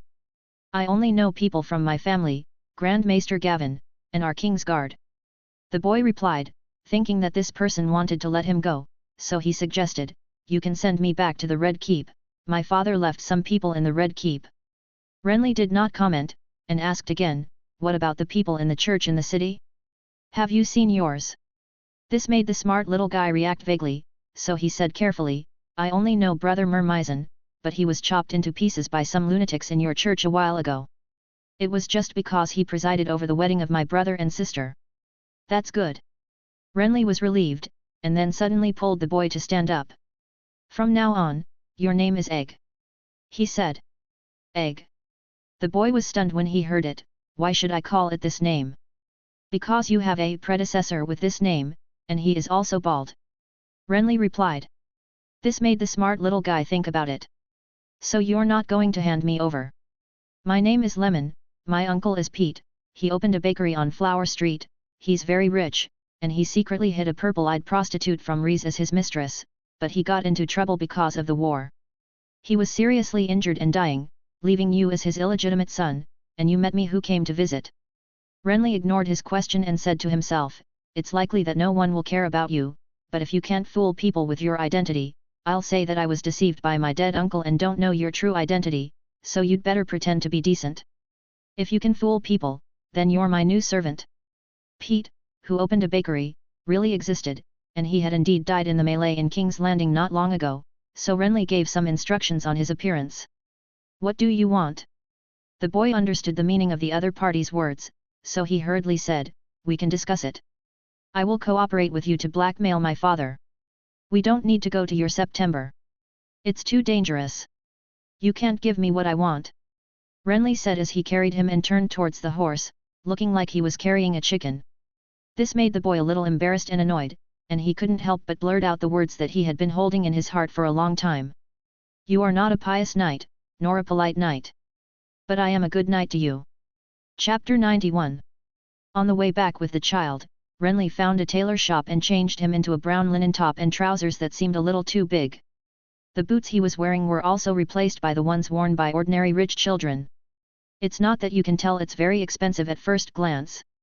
But there are still loopholes. The boy ego's eyes are dark blue and purple. At first glance, they are nothing, but upon closer inspection, they are obvious. However, Renly has already laid the groundwork for this. Among the races of Westeros, purple eyes are very rare. Basically only the Targaryen family and the Dane family who produced the Dawn Sword in Dorne have them. However, among the free trade cities on the other side of the Narrow Sea, there is one. The place called Lys was originally the place of enjoyment for the Dragon Kings of ancient Valyria. There were many people with Valyrian blood, and blue-purple eyes were very common. So the identity Renly assigned him was the illegitimate son of a bakery owner and his mistress, a Lysian prostitute. Renly thinks this is basically enough, because it is impossible for anyone to cross-examine carefully, and even if they cross-examine, they will basically not investigate in depth. Normal people would obviously not believe that the king had run away and his youngest son, who was less than 10 years old, was still here. Are you afraid that my father will come back and burn you to death with dragon flames? After dressing up, the boy on the horse in front of him turned his head and asked, Is that why you are holding me back? Maybe I thought so, Renly replied. I'm also considering exchanging you for a dragon egg. Dragon egg? Hearing this, the boy looked back at him warily. We don't have dragon eggs at home, only dragons. All the dragon eggs are used to hatch into dragons. Renly had heard similar words before, so he didn't take it seriously. He sat on his horse and moved forward, his eyes scanning the surroundings intentionally or unintentionally. Under the dusk, the city scene after the chaos had a strange sense of tranquility. Tell me more about your grandmother, he said, after returning from Dorne. You're weird. The boy answered nonchalantly, Don't the knights in your church even understand such a big thing? I am a knight of the Reach. Renly said, I don't know what happened in King's Landing. But my grandmother has been to the Reach, and been there after returning from Dorne. What to do? She said there were a lot of gardeners there, and she wanted to hire a group of gardeners to plant flowers in King's Landing to cover up the stench, but it seemed like the project couldn't be done because it was so big. Do you know what she said? Of course I know, but it wasn't my grandmother who told me. My father told me. So what happened? It depends on what you want to know. For example, why did she disappear? Even my father doesn't know about this. I don't know where to go. You'd better ask something else. Obviously this little thing knew a lot, so Renly began to ask carefully. Then he realized how this world had deviated from its original history. For example, Dorne and the Targaryen dynasty signed an armistice agreement in advance. Due to various reasons, the rule of the Prince of Dorne in Dorne still seems to be unstable, but it has reduced a lot of trouble for the Targaryens.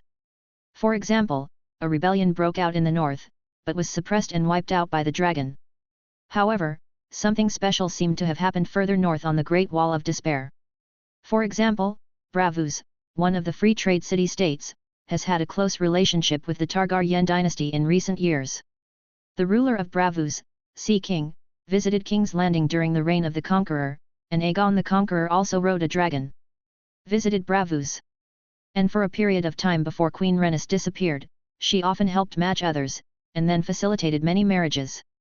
All the circumstances seem to have little impact on Renly now, but considering these things, or the chain reaction caused by the fact that this already dead person was not dead, he had to pay attention to it. Will the history of this world still be consistent with everything that happened in the history books? Will the weak King Aenys die of illness? Will his brother Maegor still inherit the throne?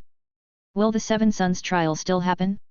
In addition, what worries Renly even more is why there was no feedback after the Iron Islands timeline he was in for the first time was changed, but the last one was the same as this time? What exactly are these situations? Countless questions made his mind confused, because it involved more than just the current copy. If history can really be rewritten, why hasn't reality been affected by it? Is it because of the different dimensions? A different world? Or other reasons? Will future copies not follow the history that I know? The various thoughts that emerged one after another along the way made him seem a little absent-minded. However, when he approached Rhaenys Hills, he adjusted his mentality and prepared to take this little guy through. At this time, King's Landing was not as crowded as it would appear in later generations, and the buildings were relatively neatly arranged. Below Rhaenys Hill was a rather dry street. As far as the eye could see, the yellow brick houses on both sides of the street were basically inhabited by poor people. Members of the assembly occasionally saw a few strong sons of warriors. There was an open tavern on the roadside.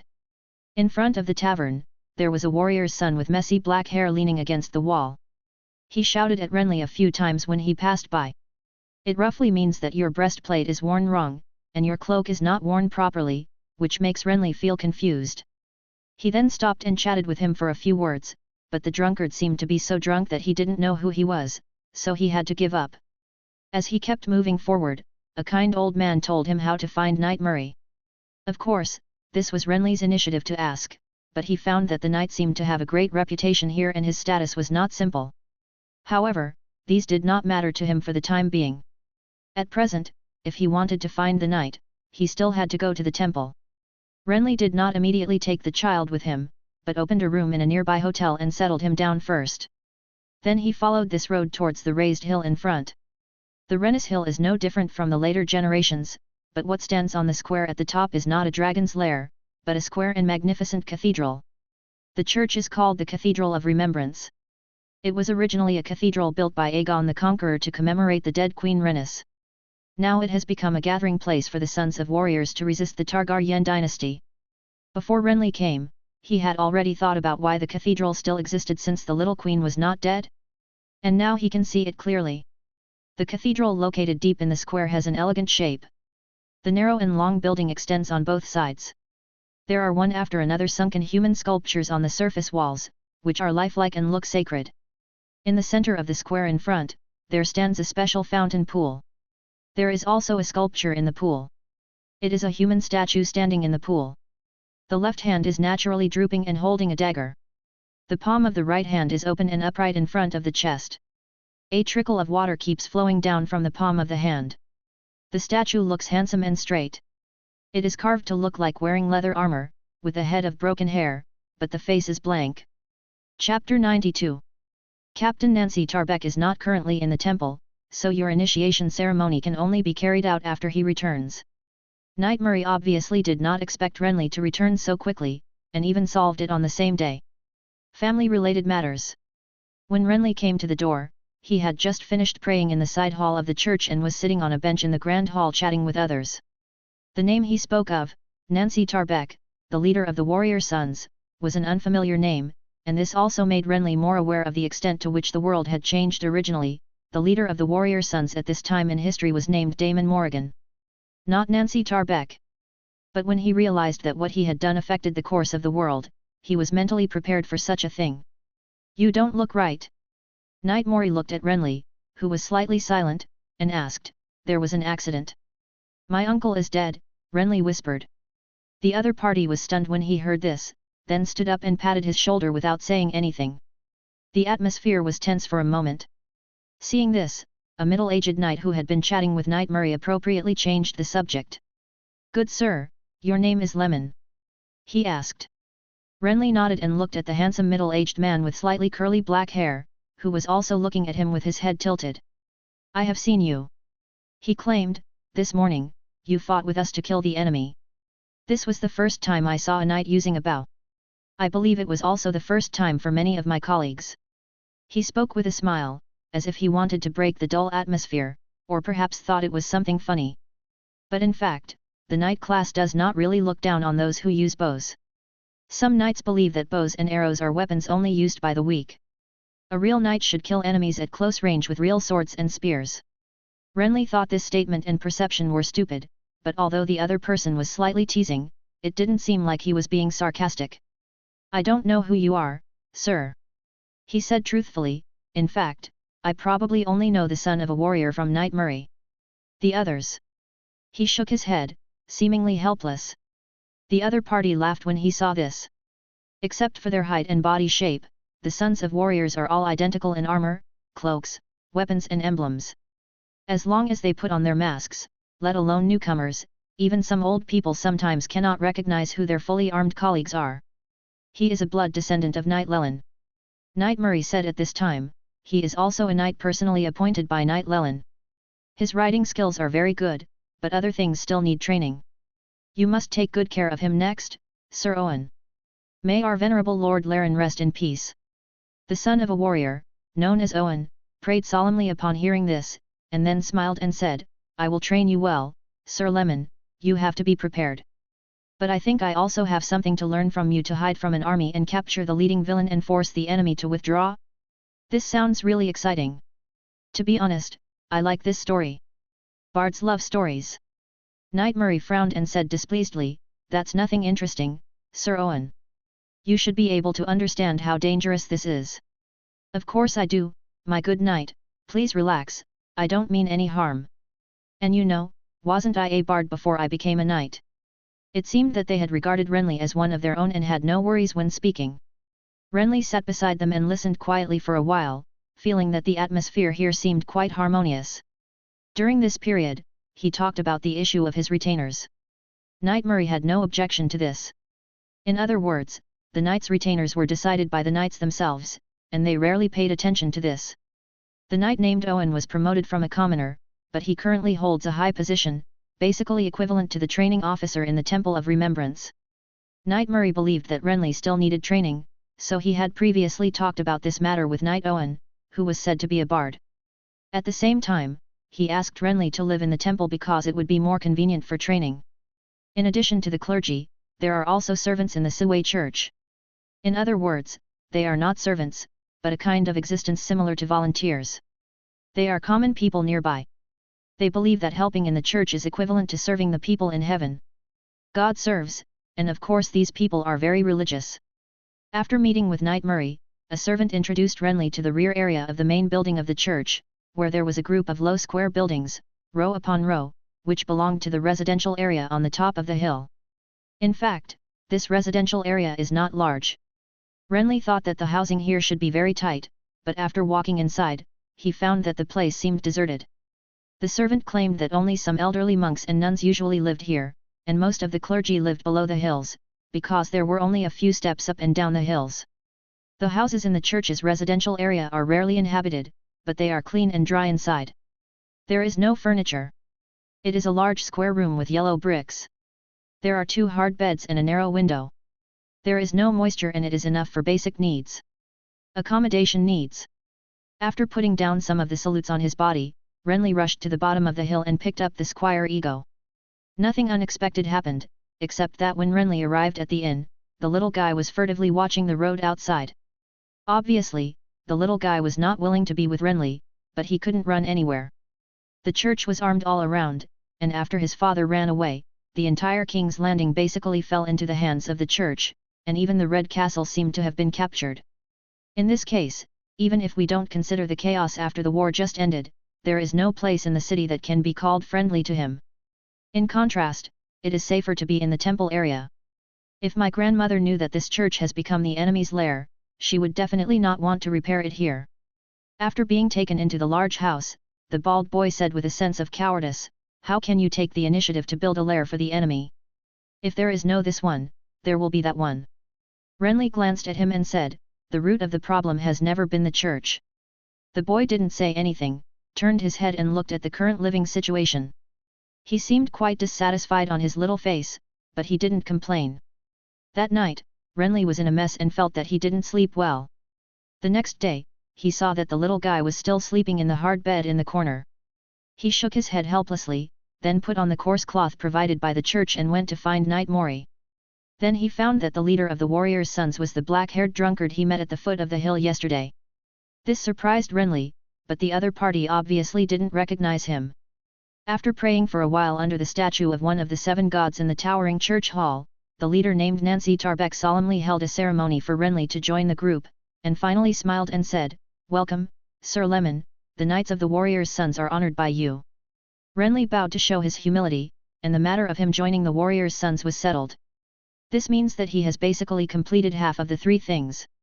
But Renly didn't relax because the remaining half is the key. Chapter 93. Aim at the most critical moment, Lemon, rather than exposing the place you want to attack early, so that the enemy will be on guard. You have to know that launching a defense while attacking is something the enemy will also do. Smart. The knight's purpose is to make the enemy unable to defend himself from the charge. The words on the training ground were constantly heard along with the sound of horses kicking, and the crisp collision sounds and the crunching sounds of bearing rotation also appeared in regular succession. On a flat square shrouded in sunlight, a heavily armed knight was riding his horse and charging back and forth around a long spear target with a rotating axis. The knight was wearing dark green armor and holding a training ash lance in his hand. Whenever he rushed towards the T-shaped spear target, the top of the lance in his hand would hit the circular bullseye on the long edge, and the force of the collision would let the long target rotate instantly, and the iron chain on the tail swing will violently cut through the air and hit the knight on the horse. Then it either swept to an empty place, or knocked on the armor to make a dull sound. At the edge of the training ground here, the knight Owen, who was born as a bard, was looking at Renly's performance not far away with his arms folded. His white linen clothes with bell sleeves made him look elegant. At a glance, he looked like a poet of art rather than a knight of the church. In addition to the sense of balance on horseback, the arm strength and the degree of clamping the gun barrel when charging with a lance are also critical, which can affect the impact of the weapon in your hand. However, this can only be obtained through years of training. Lemon, his body is very strong, but his arms have not been specially trained, and his strength is actually average among knights. He observed and taught, and Renly listened with open ears and silently took these things to heart, or changed his offensive strategy in response to his words. Repeatedly, after some training, it was already noon. Finally, under the greeting of Knight Owen, Renly galloped over on horseback. The movement of turning over and dismounting was accompanied by the sound of armor rubbing and creaking. With the help of the other party, the blonde knight he took off the knight's full-face helmet on his head, and sweat immediately splattered out of his head. Knight Owen smiled. "Well done, Sir Lemon, your talent is great." Renly smiled when he heard this. After some small talk and asking questions, the exercise was over for now. The days in the temple seemed to be no different from the days on the way to King's Landing. They were all repeated training, and training. There are actually not many knights being trained in the training ground, because most of the sons of warriors are already mature knights and do not need additional training except for daily physical exercise and skill proficiency. And the knights' attendants naturally have their own knight masters for daily training. Responsible. Renly's situation is still rare, so he enjoys the treatment of a noble who is specially taught. In addition to daily training, he also had to pretend to pray in the church every day with other warrior sons. Although Renly didn't even memorize all the church's prayers, it didn't matter, because the prayers here it's what I think silently in my heart. In addition, there has been no news about the Targaryen royal family on Dragonstone. King Aenus, who lost his son, does not seem to be planning to return to find his son, or he has already taken action, but it is hidden and unknown to others. After all, King's Landing at this moment has been occupied by the church. All in all, it was a peaceful half-month, and nothing seemed to happen. He practiced lance training in the morning, and practiced melee weapons and shield control in the afternoon. As for sword and shield, the person he was training with was no longer a squire, but a real knight. They are still two very powerful twin knights. There were hundreds of warrior sons gathered in King's Landing at this time, and there were many excellent knights among them. However, Renly believed that the two he was sparring with were among the best. Every time they attacked and defended, they seemed to be on par with Renly. The fight was back and forth, but in reality, as long as the opponent had a little more thought, Renly would be defeated instantly, without any reaction time. A skilled swordsman must learn to anticipate the enemy's attacks. As he walked around the big blonde man with light steps, a handsome young man with short brown hair stared at Renly, but kept talking. You can listen with the sword in your hand, or you can identify it based on the enemy's movements. There are many ways. As he spoke, his steps suddenly jumped forward, and the weapons he held in both hands struck forward at the same time. It looked menacing. Seeing this, Renly quickly raised his sword to block, but the opponent instantly withdrew his attack. I'm good at using the opponent's instinct to actively guide me. This is another way of predicting. The brown-haired young man put away his sword and stood up. He stopped and explained, but you must be careful when using this kind of fake move. If you don't make a move carefully, you may be really suppressed. After saying that, seeing Renly nodding thoughtfully, he suddenly blinked and asked an awkward question. Okay, today's training is over. Now it's time to answer questions. Sir Lemon, am I Almon Casway or Amon Casway? You are Almon Caswell. Renly replied helplessly after hearing this. Are you sure? The other party asked, squinting his eyes. Of course. Why are you so sure? It was Almon yesterday, and it's still today? This doesn't follow the rules. The brown-haired young man looked serious, as if he was giving a warning, but Renly laughed at this. Because I deliberately left a mark on the collar of the back of your neck yesterday, and you obviously don't have the habit of washing clothes all the time. These words made the other party stunned for a moment, then he raised his hand and touched the back of his head, and found that the collar there had been cut at some point, so he couldn't help but laugh and curse. What a cunning guy, Lemon. I'll eat a few of your lemons later to relieve my anger. Renly shrugged at this. There are two people training with him, one is Almon Casway in front of him, and the other is Amon Casway, they are a pair of twins. At first Renly thought the two were the same person because they looked and dressed exactly the same, but he later learned the truth. The two brothers, who alternated with each other every other day, seemed to enjoy sparring with Renly as a form of entertainment, and they were very interested in knowing when Renly would truly be able to tell who the two brothers were. Obviously, the characters of these twin warrior sons are actually a bit out of tune, but they are also very interesting. During this time, due to training contacts, they often invited Renly to drink. Renly was also happy to learn from the two brothers. Today he was also invited, but there was still something important to do later, so I declined. That matter was related to whether he could win the Seven Sons trial. Chapter 94. It's a great idea, sir, but I'm not sure it can be done. Located in a blacksmith shop on Junlin Steel Street, a short and stocky old blacksmith answered thoughtfully after listening to the words of the big blonde man opposite. I've never heard of this method of casting with fixed accessories on the breastplate, so we'll need to try it. Do I need to pay? No, sir, the church has provided you with the materials and remuneration I need. But if, sir, you are anxious to use the armor, then I suggest you consider renting a ready-made set from me first. Yes, we have built it. A variety of armor accessories are also available to match your body type. I'm not too anxious. Renly shook his head when he heard this, but he was actually a little short of money. He is now involved in designing his own armor. After joining the warrior's sons, he was eligible to be equipped with the standard armor of the knights. Because his height, shoulder width, head size, and other factors needed to be measured, Renly had direct contact with the foundry blacksmith. But because there are too many knights in the city recently, the blacksmith is very busy, and he didn't have time to actually start building it until now. Therefore, Renly put forward his own idea, or in other words, he proposed a piece of equipment that was generally popular among the knights in Westeros more than 200 years later: the lance rack. In ancient lance charging, one could only use the arm to clamp the knight's lance and rely on arm strength to secure it. However, no matter how great the strength of the human body is, it will eventually be limited. At the moment of collision, the arm will always fall back unconsciously and lose a lot of power. But if you add the lance frame and the matching gun ring, then it is not just the arms that fix the lance, but also the recoil force can be spread to the knight's entire body, allowing the entire person's muscles to withstand this kind of force.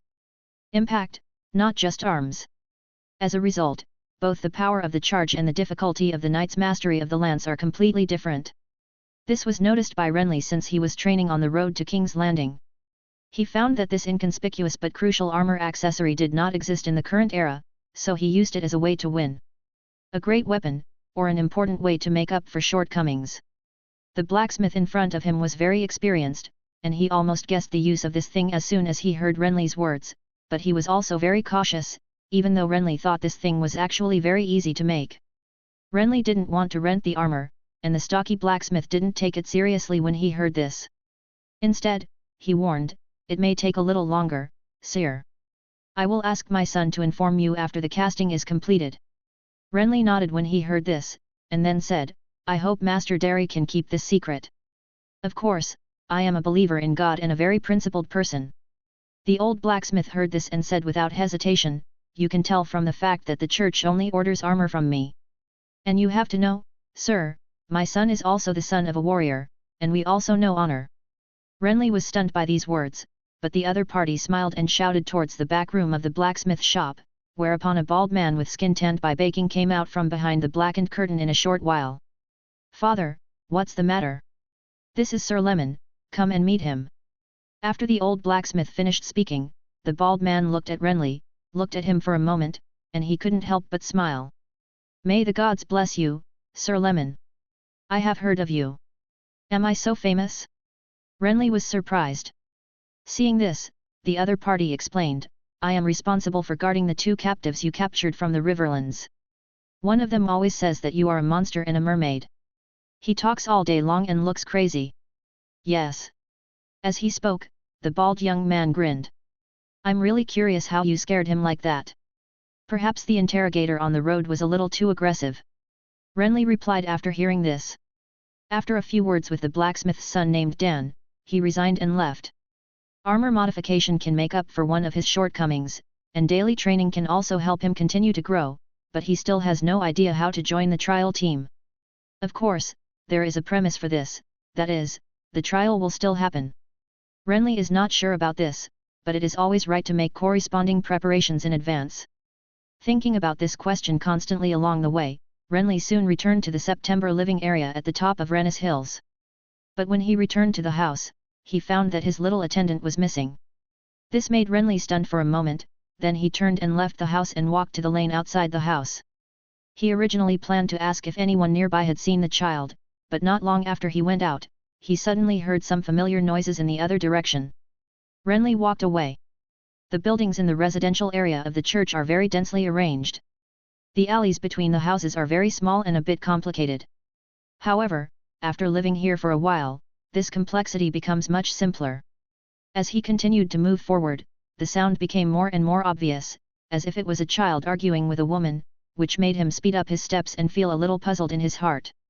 His little attendant was usually very well behaved, well aware of the general situation, and understood that he could not go anywhere if he wanted to, so he never left the house unless necessary.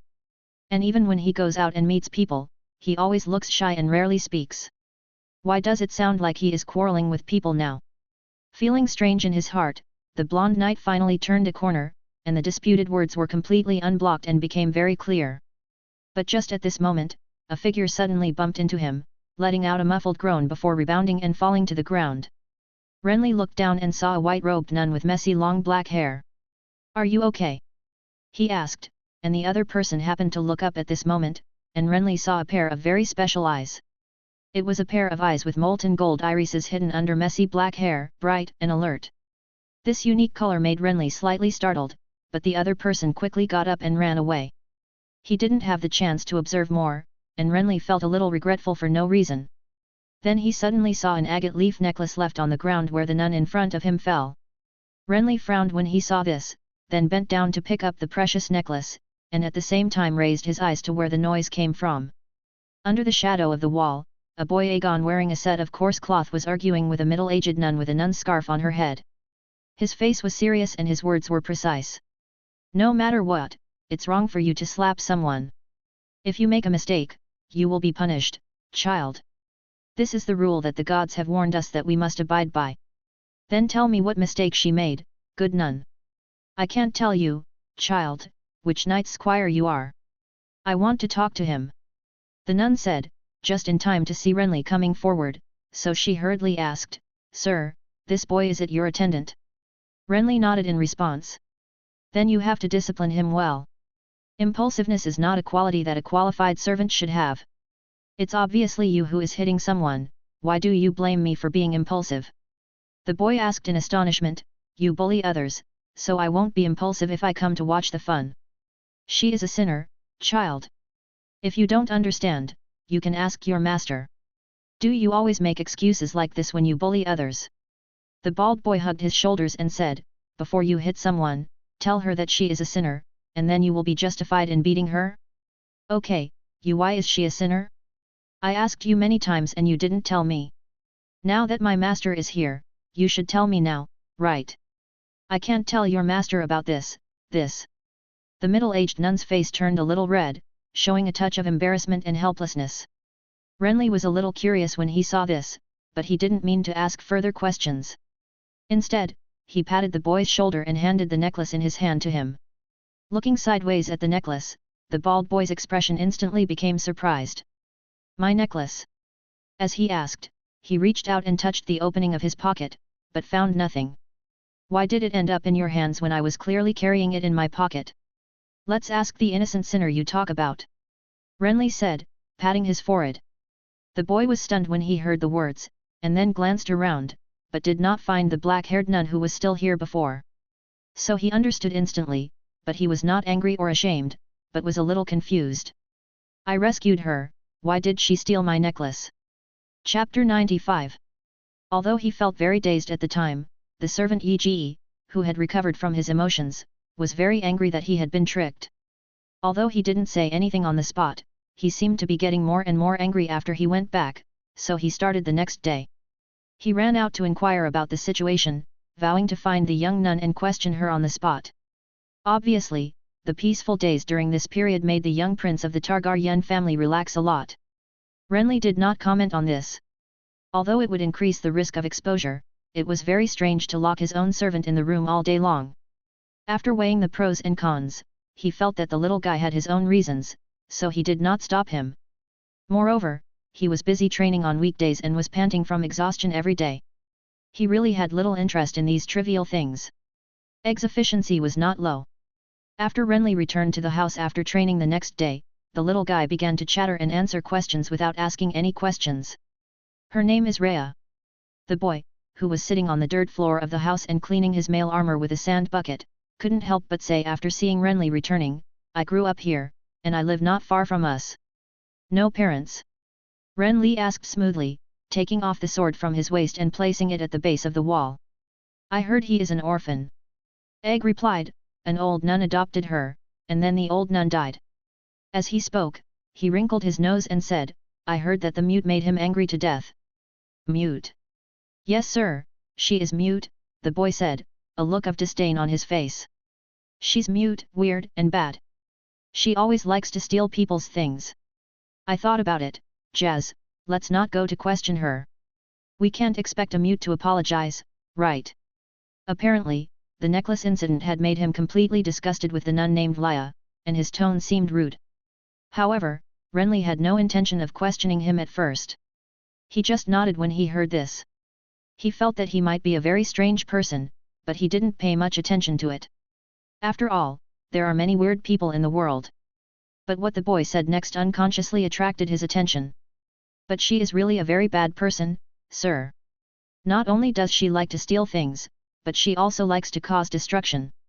She likes bugs, doesn't like the sun, and is sneaky all day long. It is said that wherever she goes, bad things happen. Good thing, I guess it's a curse." "You know what a curse is, sir? Is it true?" Renly ignored the boy's last question and asked thoughtfully, "Wherever you go, bad things happen. There was a fire in King's Landing in the early years." The boy nodded when he heard this and said, "I still remember the fire, which burned many people to death. The nuns said it was caused by her running out.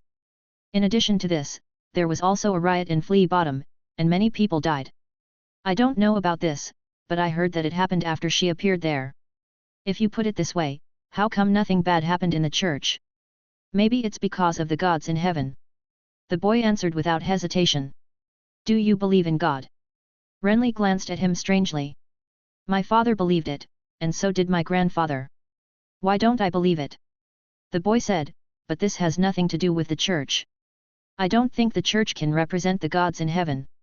Renly shrugged upon hearing this and did not answer the question. The boy stopped talking and changed the subject.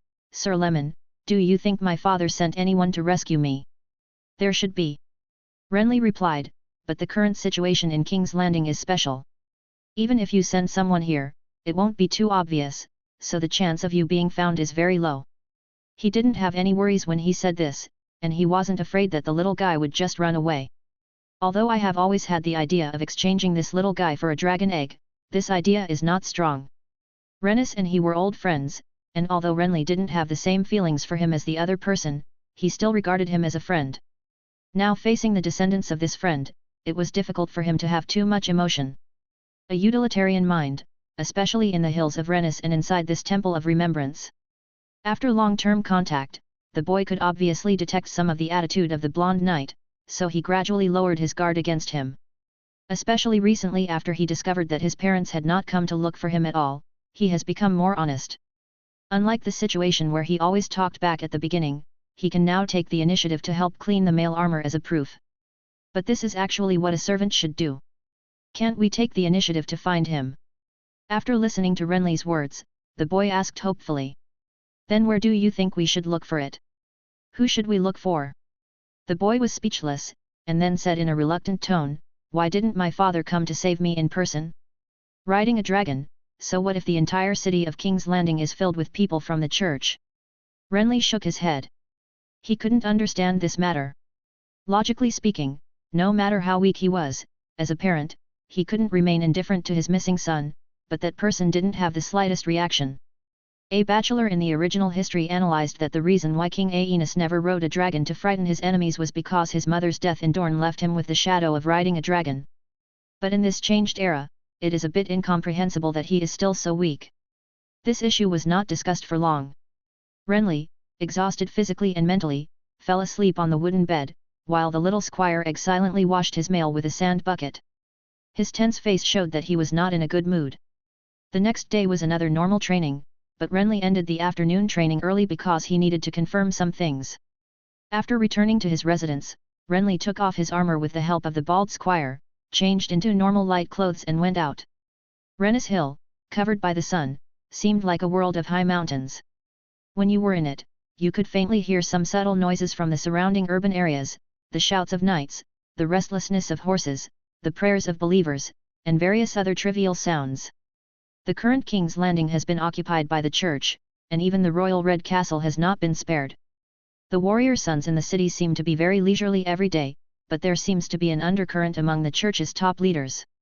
About strengthening the defense of King's Landing, about the royalists in the city, about how to fight against the Targaryen dynasty next, about the dishonest lords and families on the continent. There are many things unique to this era happening, but Renly basically doesn't pay much attention to them. Now, apart from the future judgment, he only considers the nun he found yesterday. 3 things, the first one has been completed, and the second one is in progress. Egg's words made him think of the last task, which is also the most inexplicable one. Guiding the son of chaos to the right path, this name alone makes him feel very inexplicable, let alone any clues. Renly has never had any clues about this. He has a few suspected targets in his mind, but he is not sure. When he saw the nun yesterday, or heard some things about her, he suddenly became interested. Son of Chaos? It sounds like this is the name of a boy or a man, but if it is a girl, it is not incomprehensible. Especially this girl seems to be quite special. Not only does she have a pair of rare eyes in the world, but her past seems to be related to chaos. However, Renly, who had suffered from gossip before, did not believe it completely. He planned to inquire about it himself and observe it with his own eyes. The result of the inquiry was very pleasing. Everything the boy said was heard by many old people, and it seemed that none of them were lying. In order to confirm this, Renly even went to the place where the fire and riot occurred to understand the situation. He then began to observe the target secretly for several days. This was not an easy task for Renly, because he was too big and conspicuous in the nuns' living area. But it was not too difficult, because he had a keen ear, and the dagger-related skills gave him a certain understanding of stealth. So relying on this, he discovered many interesting signs one after another. For example, the nun named Rhea seemed to love stealing things. She looked well-behaved and lonely when she sat quietly on the bench in the square in front of the church, but she would always look at the various beautiful accessories worn by others when she was hiding. She even reached out to touch them a few times, but she failed because of the vigilance of others against her. For example, she likes to destroy everything that is originally intact around her. She would scratch and cripple a flat and solid table. She often hurts the beautiful flowers in the flower bed. She even dug holes in the walls of the houses that were sheltered from the wind and rain in the residential area. Every time she passed by, she would stuff insects into them or use them to peek. She seemed to have a suicidal tendency. Occasionally, when she passed by the well, she would stop and look inside for a while. She would often pick up stones or something and hit her forehead. However, she seemed to be afraid of pain, and her tendency never became a reality. She also liked to spit in other people's food when no one was paying attention. As a result, she was punished after being discovered. However, she seemed to be unrepentant. After being punished, she would still try to spit in other people's food when no one was paying attention. God knows why she is so idle when other nuns are obviously very busy. None of the nuns living around her liked the dumb nun. Everyone looked down on her and was indifferent to her. No one was willing to live with her, and she did not give her any warmth as a companion. But Renly felt that this was all the fault of the dumb nun. By the time he eavesdropped, it was already dark night, and the nuns had gone home. Renly, who was leaning against the wall, even heard faint but strange noises coming from the room behind him, which made him helplessly cover his forehead. What kind of a terrible person is this? Chapter 96. Do decent people need others to guide them to the right path? This question is obvious, so although everything he saw and heard was terrible, after thinking about it, Renly became more confident about it. He felt that he seemed to have found the target of the mission, or in other words, no one he had met so far met the requirements better than her. However, after asking around and getting to know the nun named Rhea carefully, he was dumbfounded. She was dumb, but not because of a problem with her language organs, but because she couldn't hear the outside sounds. Simply put, she was a deaf mute of 15 or 16 years old. In this case, simple communication was a problem, so how could it be possible to guide smoothly? Renly didn't know much about this kind of group, and this world didn't have the perfect sign language communication method of his previous life, so as soon as he discovered this, he felt that this seemed to be an impossible task.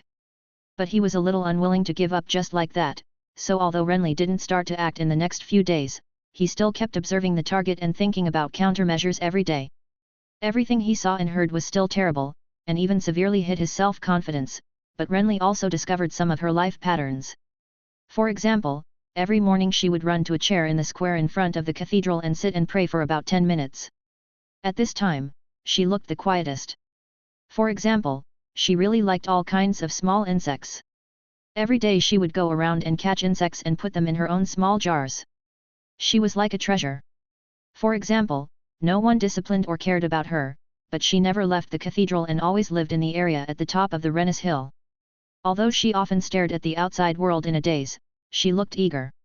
For example, although she would destroy various flowers in the flower bed, she only spared mint.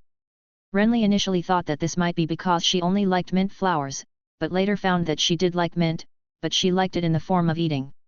Sister Rhea liked to eat mint leaves, but there was not much mint planted in the flower bed of the cathedral, so she ate it very sparingly, only about 1 or 2 pieces a day, and then carefully stopped picking more. After discovering this, Renly began to act. His method of action was not direct contact, but sending mint. There was not much mint in the temple, but looking at the whole King's Landing, there was no shortage of sources. Considering the other party's situation, he obviously couldn't use normal words to build relationships, so he could only use actions. Giving gifts is a bit cliché, but it's not bad. After all, catering to the other party's preferences is one of the keys to building relationships in any world.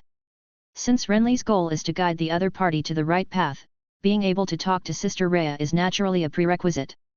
However, this prerequisite also requires skills. The other party has a special personality. Renly did not go to her house directly, but secretly put a branch of mint with leaves at her door every morning before she went out, and then ignored it and went to train on his own.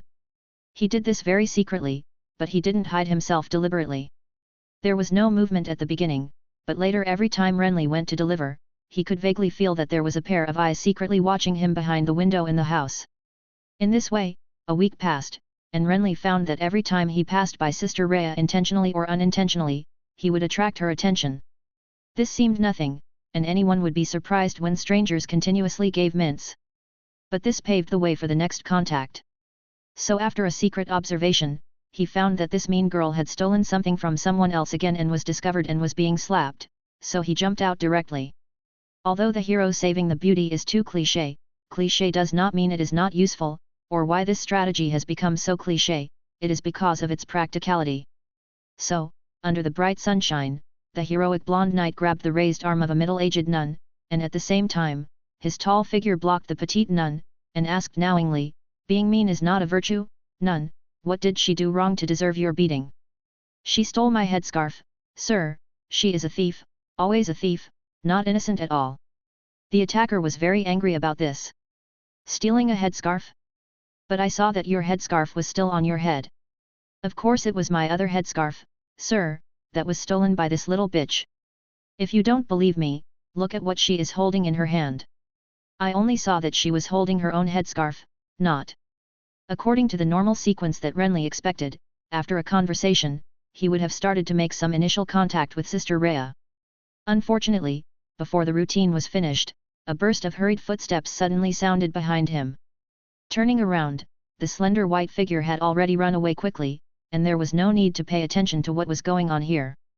This made Renly stunned, and the depression in his heart was simply not worth mentioning. After pretending to understand the situation, he apologized to the middle-aged nun, and then returned to his residence in a depressed mood. "You look very upset, Sir Lemon." The bald attendant Ego who was fiddling with his necklace in the house asked with a smile when he saw him return, "Were you hit by other sirs on the training ground? You should call the master." Renly glared at the other man unhappily. Then he walked to his bed, bent down and took out a box from under the bed, and then waved to the squire. "Egg, come here." "What for?" the other man asked vigilantly, thinking that this guy was going to hit him. It was common for knights to hit squires, and it was not unheard of for some knights to use squires as punching bags when they were unhappy, so even though this man had been very kind before, it did not mean that he would not do such a thing. "Your hair has grown again, I'll shave it for you," Renly replied, and as he spoke, he gestured to the sharp razor taken out of the box. The other man said oh when he heard this, ran out to wipe his forehead with soapy water, and then walked honestly to the front of the blonde knight. Renly's shaving skills were obviously not very skilled, and he even accidentally shaved a cut on the other man's forehead, but except for a muffled groan, the little guy did not express any dissatisfaction, and stood there quietly, looking very well behaved. This made Renly sigh secretly, and he felt that it would be great if his target could be as worry-free as this one. He has not caused any trouble since he was captured. Is there any better prisoner in the world than him? I suspect my father had an accident. Feeling his head being constantly manipulated, the boy suddenly said, otherwise he would not be so quiet. Renly did not speak after hearing this, but the other party spoke again. He is soft-hearted and always wants to satisfy everyone. He hopes to be respected by people like my grandfather, but that does not mean that he is really weak. He loves us very much. Those mobs climbed into the Red Castle and stabbed his brother, so he decided to return to Dragonstone. It was not because of fear, but because of his family. The Red Castle has not been built yet, and it is not safe at all. So what do you think he will encounter? Renly asked casually, is he sick? I suspect it is magic. The boy said seriously, dark magic. He did not say it clearly, but Renly understood what he meant after hearing it. There are rumors that Queen Visenya of Aegon the Conqueror is at odds with Aenus, and Queen Visenya is said to have studied black magic and poison since childhood. Later generations even have rumors that Queen Visenya's only son Maegor was born by her using black magic. Renly thinks this statement is unreliable. After all, people always throw all kinds of dirty water on some unpopular people, and the future King Maegor, who is known as cruel, is particularly unpopular. But he is not surprised to say that this is true. After all, this is not a simple medieval world, but a fantasy place. The two did not say anything else. Renly silently thought about his own things, and the boy seemed absent-minded. The night fell quietly outside. After shaving their heads, the two prepared to go to bed. The boy was too young, and his thoughts came and went quickly. He snored in the small bed in the corner soon. Renly, who was on the wooden bed on the other side, was not asleep because he was still thinking about something. Not long after, he suddenly heard a pair of soft footsteps approaching slowly outside the room. He pretended not to notice anything unusual and lay there quietly pretending to sleep. After a while, Renly felt a line of sight peeking cautiously from the narrow window of this room.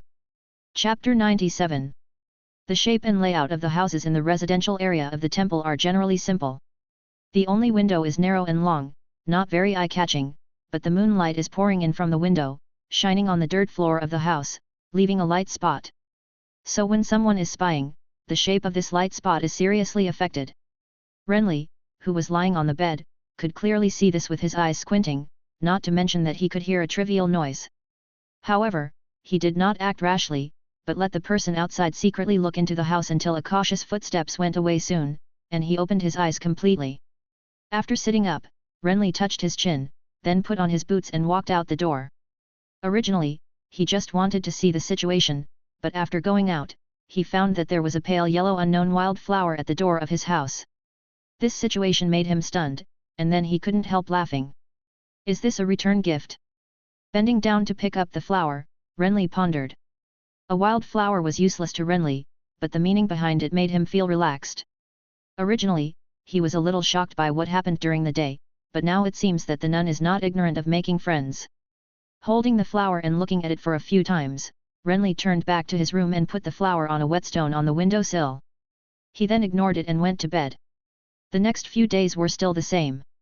He sent a mint in the morning and then started a day of training.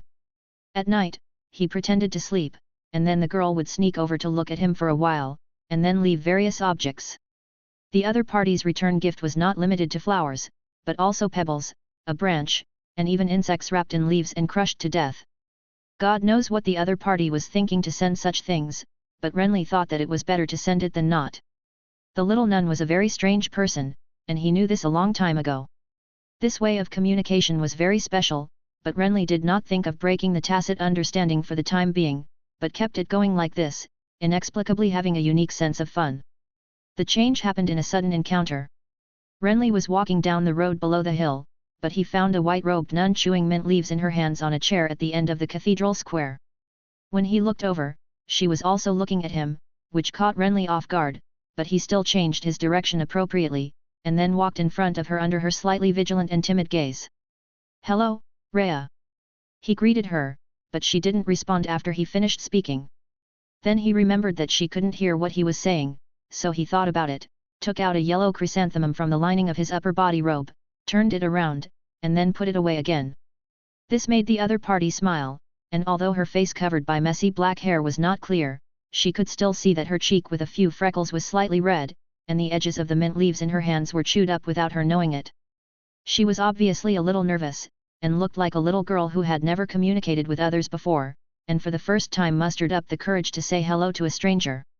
This surprised Renly, because in his observation, this person had always been a wilted and naughty existence, and seemed to have never known what embarrassment was, but now she looked very shy.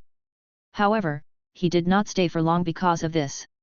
After smiling at the little nun, he leaned over and placed a mint in his hand on the chair next to her, and then turned and left. It was not until he turned a corner that the eyes watching him from behind disappeared. In the next few days, every time at this time, the mute nun would run to sit on the chair, seemingly chewing leaves aimlessly or in a daze, but in fact she was waiting for Renly to say hello to her. Although this kind of greeting often ended after just one encounter, she still ran to wait in advance every day. This made Renly feel as if he was feeding a little wild cat that came to eat at a fixed time, or playing the popular cultivation game in his previous life. It's just that the game can be deleted, exited, or even replayed at will, but the current situation made him hesitate suddenly. He felt that he was taking advantage of the feelings of a simple little girl, and he even thought of Rhaenys. However, after thinking about it, Renly did not stop this behavior, but he grew more cautious in his heart. In addition to Sister Rhea, Renly also paid attention to other things. However, nothing major happened recently, and the situation in the city seemed to be temporarily stable. It was just that every time he saw some church leaders in the church or the square, they looked hurried and seemed to be busy with something. After a training session, Renly met the blacksmith's son, who informed him that his armor was being made, but because there was an error in the forging of the first set of armor, it was remelted and made. Renly did not seem too anxious about this. In the original history, it took about a year from King Aenys's escape to the succession of Maegor I. Although the situation is different from that in history, some things before are still the same. For example, Maegor had been exiled to the Free Cities before he entered this era, and King Aenys had just escaped not long ago. So he had plenty of time to train and feed. Day after day, with one mint flower after another, the two greeted each other more and more often. At first, Sister Rhea seemed very nervous, but then she gradually relaxed. Every time she saw Renly, she would smile, and Renly would smile back and then turn around and leave. There was no communication, but it could be felt that the little nun enjoyed it. However, this kind of tiring contact method obviously could not continue forever, so after finding that the other party became very natural when contacting him, Renly sat on the chair next to her while handing her mint. This action made the other party's thin body stiffen, and the rosy redness on her freckled face that had not been seen for a long time also reappeared. However, she did not get up and run, nor did she look at Renly nervously, but just nibbled the mint leaves held to her mouth stiffly, and her hands holding the leaves turned slightly blue, as if she was overexerting. She obviously wanted to keep herself calm, so she looked around deliberately, as if she was looking for something, but the details revealed her true emotions. However, when Renly made a move, she was still attracted and looked over. Renly took out a yellow lemon and shook it in front of her eyes, then pointed at himself, "Lemon." This was a method Renly thought of. Since the other party couldn't hear, he naturally needed a special way of introduction.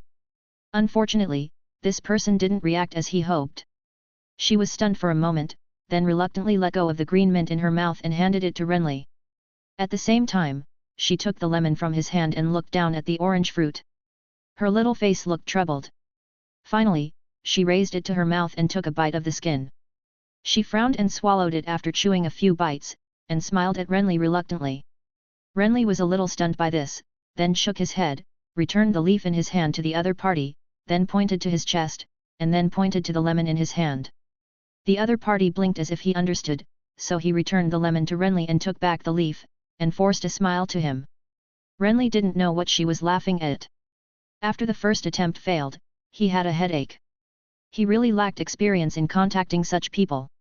If it were in modern society, it would be better, and there would be some means of communication, but now he was in this medieval world and he was confused for a while. This person was clearly next to him, but it seemed like a world apart from him. He didn't know what she was thinking, what she meant, or even what she knew in her mind. Renly began to try to communicate in various ways, such as gestures, body movements, and even drawing pictures on the ground with branches and dust. Unfortunately, no matter how he tried, the other party's response was irrelevant. He might even think that the big blonde man was playing games with him, and even squatted beside him, laughing foolishly from time to time. The startled and inexplicable reaction made Renly frown unconsciously.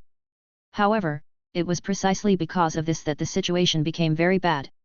His instinctive reaction was originally very hidden, but Sister Rhea seemed to have been paying attention to him, so that the smile on her face suddenly withdrew. After silently stuffing a piece of mint leaf that she had been chewing for a long time into her mouth, she stood up and saluted Renly in an unnatural way, then turned around and hurried away. This made Renly a little dumbfounded. The next day, he went to the square as usual, but did not see the other party's figure. At the same time, there was no return gift in front of his house at night. The situation seemed to have returned to the beginning. Chapter 98. Apparently, in addition to the relationship returning to a freezing point, the little nun has been avoiding Renly, because he can't see her either during ordinary group meals or on weekdays. Or even if you see them, the other party will walk away in a hurry. This made Renly really depressed, and he had a lot of speculations about it, and he even thought about his previous life unconsciously. Maybe because he was reincarnated, he has some vague memories of his previous life, but sometimes he can recall some things vividly, such as the plot of the Game of Thrones, or some knowledge that does not belong to this world. And cognition. I remember correctly, in another world, I was in elementary school in a different place. At that time, I was not familiar with the place, but I seemed to have a good friend. We went to and from school together every day, and we always liked to play together after class. You will introduce him to other friends and even invite him to your home. For a child who has just arrived and is wary and nervous about a strange environment, this is a very cherishable friendship. However, just because the other person jokingly said in front of other classmates that he wanted to break up with him, he just ignored him. Then when the other person was around, he would always instinctively avoid it. Those words are actually a sign of intimacy, but the child's thinking is obviously irrational, and he is not aware of certain things that should be taken for granted. Now that I think about it, this behavior is very childish and completely incomprehensible, but that reaction cannot be attributed to moodiness, but to another emotion. Damaged self-esteem? Or is it an inferiority complex? Why does the sergeant's clothes always smell like mint lately? As Renly was thinking hard, his squire egg returned with a ball of washed clothes and asked curiously. The knight's attendant is responsible for doing various trivial things for the master on a daily basis, including washing clothes. However, there are helpers in the living area of the Temple of Thought to help with the washing. All you need to do is send the dirty clothes and remember to pick them up. Now the boy is picking them up. Clothes and return. Peppermint can get rid of bad breath. After hearing this, Renly replied absently, chew a few slices, and your mouth will become cleaner. Is bad breath really contagious? Upon hearing this, the boy seemed to have thought of something, and he did not realize that there was any obvious connection between bad breath and the smell on clothes. And spread disease and plague? They all say so, and so does Grand Maester Gavin. My brother never talks to anyone with bad breath. If making people feel bad is considered a disease, it will indeed spread. Renly replied smoothly, suddenly raising his eyes to look at the other party. Ego, do you have a friend who is very withdrawn, a friend who is very difficult to get along with, and you can't figure out what he is thinking about all day long? I have no friends. The boy's answer left him speechless. Duza may count as one, but he actually gets beaten for me. Every time I make a mistake, my parents will beat him. I feel sorry for him, but I guess he won't treat me as a friend. He said, feeling a little depressed. The Red Keep is very deserted, and my brothers rarely play with me. My sister may be my only friend, but are family and friends the same thing? Renly couldn't answer this question, but after thinking about it, he said, relatives can also be friends, as long as the other party is willing to listen to your opinions, treat you as an equal, does not exclude you, understands you, and is willing to work with you. Play. As he said this, he suddenly had an enlightenment. Is that really just a sensitive self-esteem or inferiority complex? He lives his own way in his own world, treating all the people and things around him as decoration, but looking forward to normal contact with them. However, after taking that step, I found that I could not integrate into the strange world outside at all, and would be hurt instead.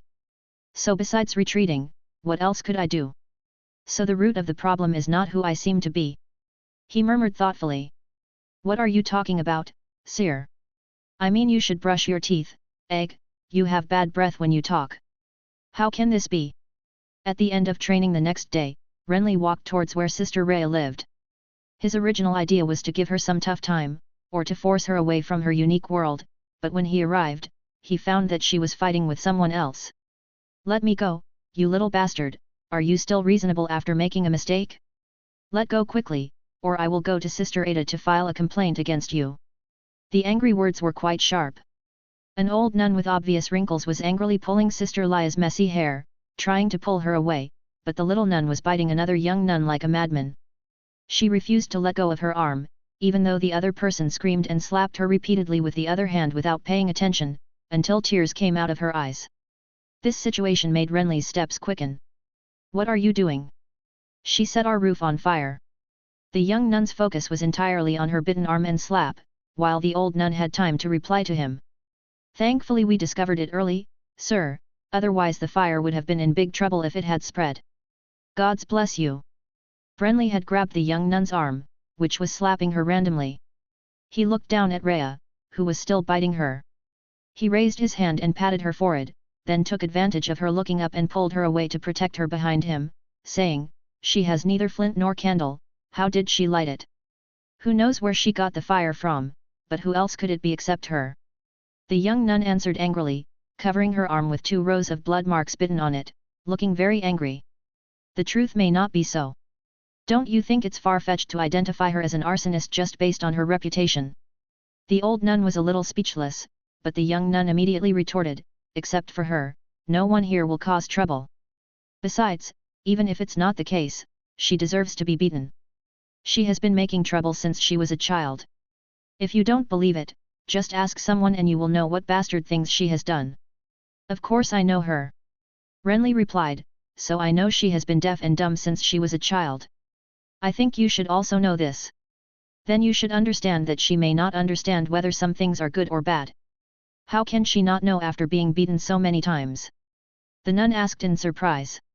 "This is the reaction of normal people like us, but she may not even know what a good person is. What do you think she can understand?" This made the 2 nuns look at each other, and their anger was restrained, but they were still not in a good mood. "Sir, you are kind-hearted, but it is useless to her," the old nun said. "She is a poor child. Not only is she an orphan, but she also has physical defects. We don't always dislike her. We treated her very well at first, and we can understand her mistakes. But you see, she is still like this for more than 10 years, and she has not changed at all. She is not as obedient as a wild cat. You should know, good sir, we are not impatient people. You will know whether it is useful or not until you see her." Renly said seriously, "Before that, I suggest that you 2 go and notify the Sister Ida you mentioned, and then she will figure out who set the fire." Hearing this, the 2 nuns shook their heads helplessly, glared at Rhea, and left. They didn't seem to think that notifying Sister Ida would bring any punishment to Rhea. Renly had a vague understanding of this. It is said that the old nun who first adopted Rhea has a high status in the Temple of Thoughts, and she is still very influential after her death. Thinking of it, he retracted his gaze and looked at the girl in white robes behind him. This person was shrinking his head at this time, looking like he wanted to leave but was a little embarrassed, and his robe was covered with dirt. Because her hair was now messy, Renly saw her true appearance for the first time. Her face was small, with a few freckles on her slightly upturned nose and on both sides of her face. She didn't look very pretty, but she looked very innocent. Strangely, despite being slapped many times, her face was not red and swollen, but still looked intact, slightly dirty, as if she hadn't washed her face for several days. "Are you really innocent?" Renly asked in a low voice, but it was obvious that the other party would not answer his question, and Renly didn't hope for it. Or, after raising his hand and sniffing his palm, he already had the answer. At this time, Renly's hand had a unique smell of grease candles, and this smell was just from his hand when he dragged Rhea behind him. Chapter 99. In her previous life, she was a high school student at her age, right? Renly felt mixed emotions as he stared at the innocent-looking girl in front of him. The girl named Rhea in front of me is really a very strange person. She always gets punished after making mistakes, but she never seems to have a long memory. No matter how hard you punish her, she will still do what she will do next time. Sample. Renly had noticed this trait in her before he even came into contact with her. It's just that he never thought much about this, thinking that it would not be too late to consider this issue after the relationship was settled. But now, Renly really doubted whether he could complete this kind of guidance task. He thinks that this strategy of cultivating feelings first and then trying to guide her is correct, but since the other party has grown up in this church, will no one ever want to correct her various shortcomings? The overall atmosphere of the Temple of Thought is pretty good, not as dark and evil as in some novels in my memory. Although it is sometimes difficult to understand the thoughts of these ancient clergy, Renly believes that most people here can be called a good person.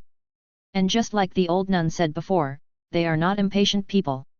A bunch of nuns didn't educate this guy well, so why not come to him? Renly didn't think he had much advantage in this regard. Although he came from modern society and many of the ideas he came into contact with were advanced, Renly would never underestimate the ancients. So, can this task really be accomplished? Is there any need to continue to contact the person in front of me? Should we focus mainly on that trial? Renly fell into deep thought. Originally, he was hesitant for some reason, but now that he thought about it more deeply, it made him even more hesitant. But just as he stood there in a daze, a dirty little hand suddenly dangled in front of his eyes, making Renly slightly startled. He looked up and saw that this short little nun was holding a hand. She seemed to be staring at him strangely. After seeing Renly looking over, she raised her hand and handed over a mint leaf. Her golden eyes were blinking and moist, shining very brightly in the sun, and looking particularly innocent. After staring blankly at the girl in front of him for a while, Renly finally sighed, then picked up the mint leaf and stuffed it into his mouth. At the same time, he ignored that the other party couldn't hear what he was saying, and said vaguely, "Just try it. Just wait a minute. Let me think about it. Should I teach you how to read? The main issue should be communication." As he spoke, he stepped forward. For some reason, the other person no longer seemed to be avoiding him as before, but followed him obediently, staring at Renly curiously. He didn't know what she was thinking. Renly didn't just talk about it out of whim, but actually started to teach the girl how to read. But he actually didn't have much hope for this. After all, this woman couldn't even understand sign language, and it would be even more difficult to read. Even Renly doubted whether she had the concept of words in her mind. He originally just regarded this behavior as an alternative game and didn't expect to gain much. However, when Renly really started teaching, he discovered that the person in front of him could actually understand it to a certain extent. Under the dusk light, in an empty alley in a deserted residential area, he sat on the ground and wrote the word kindness in common language, and then pointed at the girl squatting opposite him and looking at him. Seeing this, the other party blinked her strange big eyes, then hesitantly took the branch from Renly's hand, wrote a line of the same words on the ground, and then pointed at herself, with a confused expression. Renly couldn't help but feel a little happy when he saw this. After nodding, he began to write down a series of other words. Positive, rational, beautiful, grateful, virtue, flowers, mint, quiet. Words or sentences were written down by the blonde knight one after another. The complex Andal writing system made the other party's eyebrows frown tightly, but the movements of her hands were never slow. With the exertion of her wrists, lines of the same words were also written by her. When it comes out, it looks a little sloppy, but it's recognizable enough. Finally, the blonde knight suddenly wrote down the word he originally taught, kindness. Rhea then pointed to herself hesitantly. Renly smiled at this. She definitely couldn't understand what the word meant, and Renly couldn't think of a way to explain it clearly, but it was still a good start. So in the next few days, apart from training, he basically taught the other party how to write.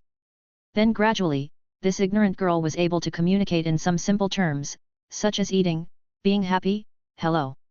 The most complete and smoothest line she composed is kindness wants mint. So as an encouragement, every time she wrote this sentence, Renly would give her a mint leaf as a reward, and then she would be very happy, seeming to be happy with this communication that she had never had before. Renly was happy too. He believed that if this continued, this person would be able to communicate to a certain extent, and as long as he could communicate, there would be hope in correcting the other person's problems. At the same time, the benefits this can bring are not limited to tasks. He himself will not stay here forever, and if the other party can learn to write, then life will be much easier in the future. The only thing to consider is, how long will this last? Renly was curious. If he could not complete this task, would he be able to stay here forever? But he was also hesitant about this, because the time in the world outside the dungeon would not be completely still because he was in the dungeon, and it would still flow. If he stayed here for a long time, would his real body starve to death? This thought made him a little uneasy, but considering that he had not even completed the second task at this time, it seemed useless to consider how long the third task would take, so he did not think about it for the time being. Day after day, sweating in the training ground, and then teaching girls in the quiet residential area, training again, and teaching again. Repeating like this, it felt that the days were plain and busy, lacking in waves, but it also made Renly feel very satisfied. It was just on a slightly cloudy day that a change suddenly occurred. It had been almost a month since he joined the son of the warrior that day. The blacksmith's son named Dan came to inform him that the armor had been forged. Renly then left the training ground for the time being and went down the hill towards the King's Landing Steel Street. However, before he got there, he suddenly felt someone following him. Chapter 100. Although it is a bit strange, in fact, relying on his super hearing, Renly can distinguish the frequency and characteristics of a person's footsteps, and then find many problems. For example, now, riding a horse on a busy street, he can vaguely hear a strong but not hidden footsteps hanging behind him. No matter where he goes, even deliberately going to a remote place, the sound still does not disappear. This made Renly quickly determine something, so when he passed an alley with dirty water flowing, he rode his horse and plunged into it. Then he sat back on the horse, picked up the short bow on the horse bag, put the arrow on it, and silently aimed the tip at the exit of the alley. He didn't wait long, and a tall figure in a black cloak turned in from the corner, and then he saw the bow and arrow pointing at him in the depths of the alley. The man seemed very surprised, but he didn't look panicked. The face covered by the hood of the cloak was vague, and the black beard on the chin was very obvious. Knight with a bow. The steady voice spoke, but the footsteps did not approach again. Obviously, if something bad happened, he would probably run away from here directly through the exit behind him. "Why are you following me?" Renly asked, looking at the hazy face under the hood, feeling very unfamiliar. "I guess there must be a reason." The other party replied, as if he wanted to liven up the atmosphere, with a slightly humorous tone. "Do you mind putting down your bow first? Sir Lemon, this makes me feel a little uncomfortable." "If you put it down, it may be that I feel uncomfortable." Renly responded coldly, "Hurry up, my patience is limited." "You don't look like an impulsive knight." The other party said so, but seeing that Renly's bowstring was pulled tighter, he hurriedly stepped back half a step. Okay, I'll tell you now, but are you sure you want to be here? I think this place is good." Renly understood the meaning of his words, but he was unmoved. His sensitive ears allowed him to hear many noises around him, so even though the other party might have something to ask him that needed to be kept secret, he didn't think that someone was eavesdropping and he wouldn't notice it. Besides, he didn't trust this stranger. "If you insist." Hearing this, the other party hesitated for a moment, then took a few steps forward, and under Renly's vigilant gaze, he whispered, "My name is Raymond Baratheon." "Baratheon?" The familiar surname made Renly squint unconsciously, but then he reacted. Raymond Baratheon. He had heard of this name both in historical materials and recently. This person is a member of the Baratheon family in the current era, one of King Aenys's Kingsguard. When the Red Castle was infiltrated by the crazy members of the Poor People's Assembly, he bravely saved the king's life. Of course, that was the original history. In the current history, it was not the king himself who was assassinated, but one of his sons. At the same time, it is not known whether it was this person who saved him. "What do you want to talk to me about?" Although he asked this question, Renly had expected what he would say before he spoke. Sure enough, the first sentence the other party said was about his squire Egg. "I know you hid Prince Jaehaerys." "What did you say?" Renly asked, pretending to be confused. He was not sure that this person was really Raymond Baratheon, the king's guard, so he would not admit it directly. The other party did not care about this and said to himself, I got the news of the little prince from 2 beggars, and then I inquired for a long time in King's Landing. Finally, I confirmed that it was you, Sir Lemon, the illegitimate son of the Osgrave family in the River Reach, the son who abducted Prince Jaehaerys. As he said this, his beard shook, as if he was laughing.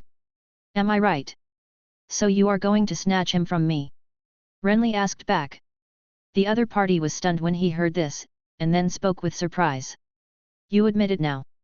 I have no reason not to admit it. Renly answered frankly, especially since you seem to be sure that I did it, why are you still quibbling? This surprised the Baratheon, but he did not hesitate. Seeing that Renly was still pointing his bow and arrow at him, he said, the church has not reported anything about the little prince, so I guess you didn't hand him over to the church at all, but hid him yourself. What is your purpose? Purpose? After hearing this, Renly thought about it and said, a dragon egg. If he told the truth, the other party would not believe it at all, and being a good guy for no reason was obviously not a reason. So it was much more reasonable to have a motive of coveting dragon eggs, and if he could really get a dragon egg, it would be a good thing. This was the same as the last time he fooled Rhaenys. This made the other party silent for a moment, but when he spoke again, he seemed to be much more relaxed. Okay, I understand what you said, but I can't agree to your request on behalf of His Majesty, so you need to wait for news. I just want to ask, how is the prince doing now? If you ask me, he may have gained a lot of weight. Renly asked, do you want to see him? Where is he? The other party asked hurriedly after hearing this, obviously not expecting such a good thing. The Temple of Remembrance. Renly replied. This made the king's guard stunned for a moment, and his eyes under the hood looked deeply at Renly, and then he said, 10 days later at dusk, I will wait for you under the statue in Fisherman's Square with His Majesty's reply. After he said that, he turned around and left without any hesitation or trying to get information. Until the footsteps faded away, Renly put down his bow and arrow and fell into deep thought. It is understandable that the other party did not search in a big way, because they must be afraid of the enemies of the royal family, especially the church getting the news and finding the little prince first, but sending a king's guard to find someone is a bit subtle. The king's guard who protects the king is a very honorable position. There are only 7 such positions in the whole country.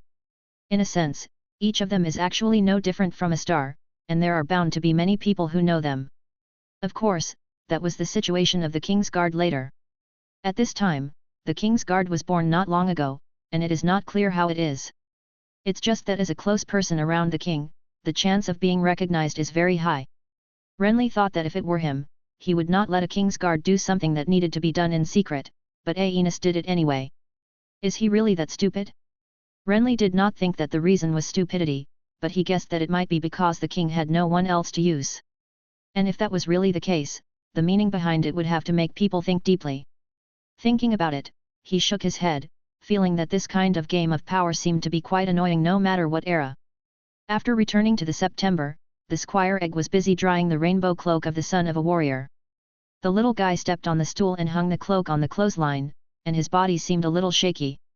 Seeing this, Renly stepped forward to take the cloak and hung it up himself, and then chatted with the little guy for a while, but did not tell him the news of the king's guard, but asked him to help take off the new armor he was wearing from the blacksmith shop.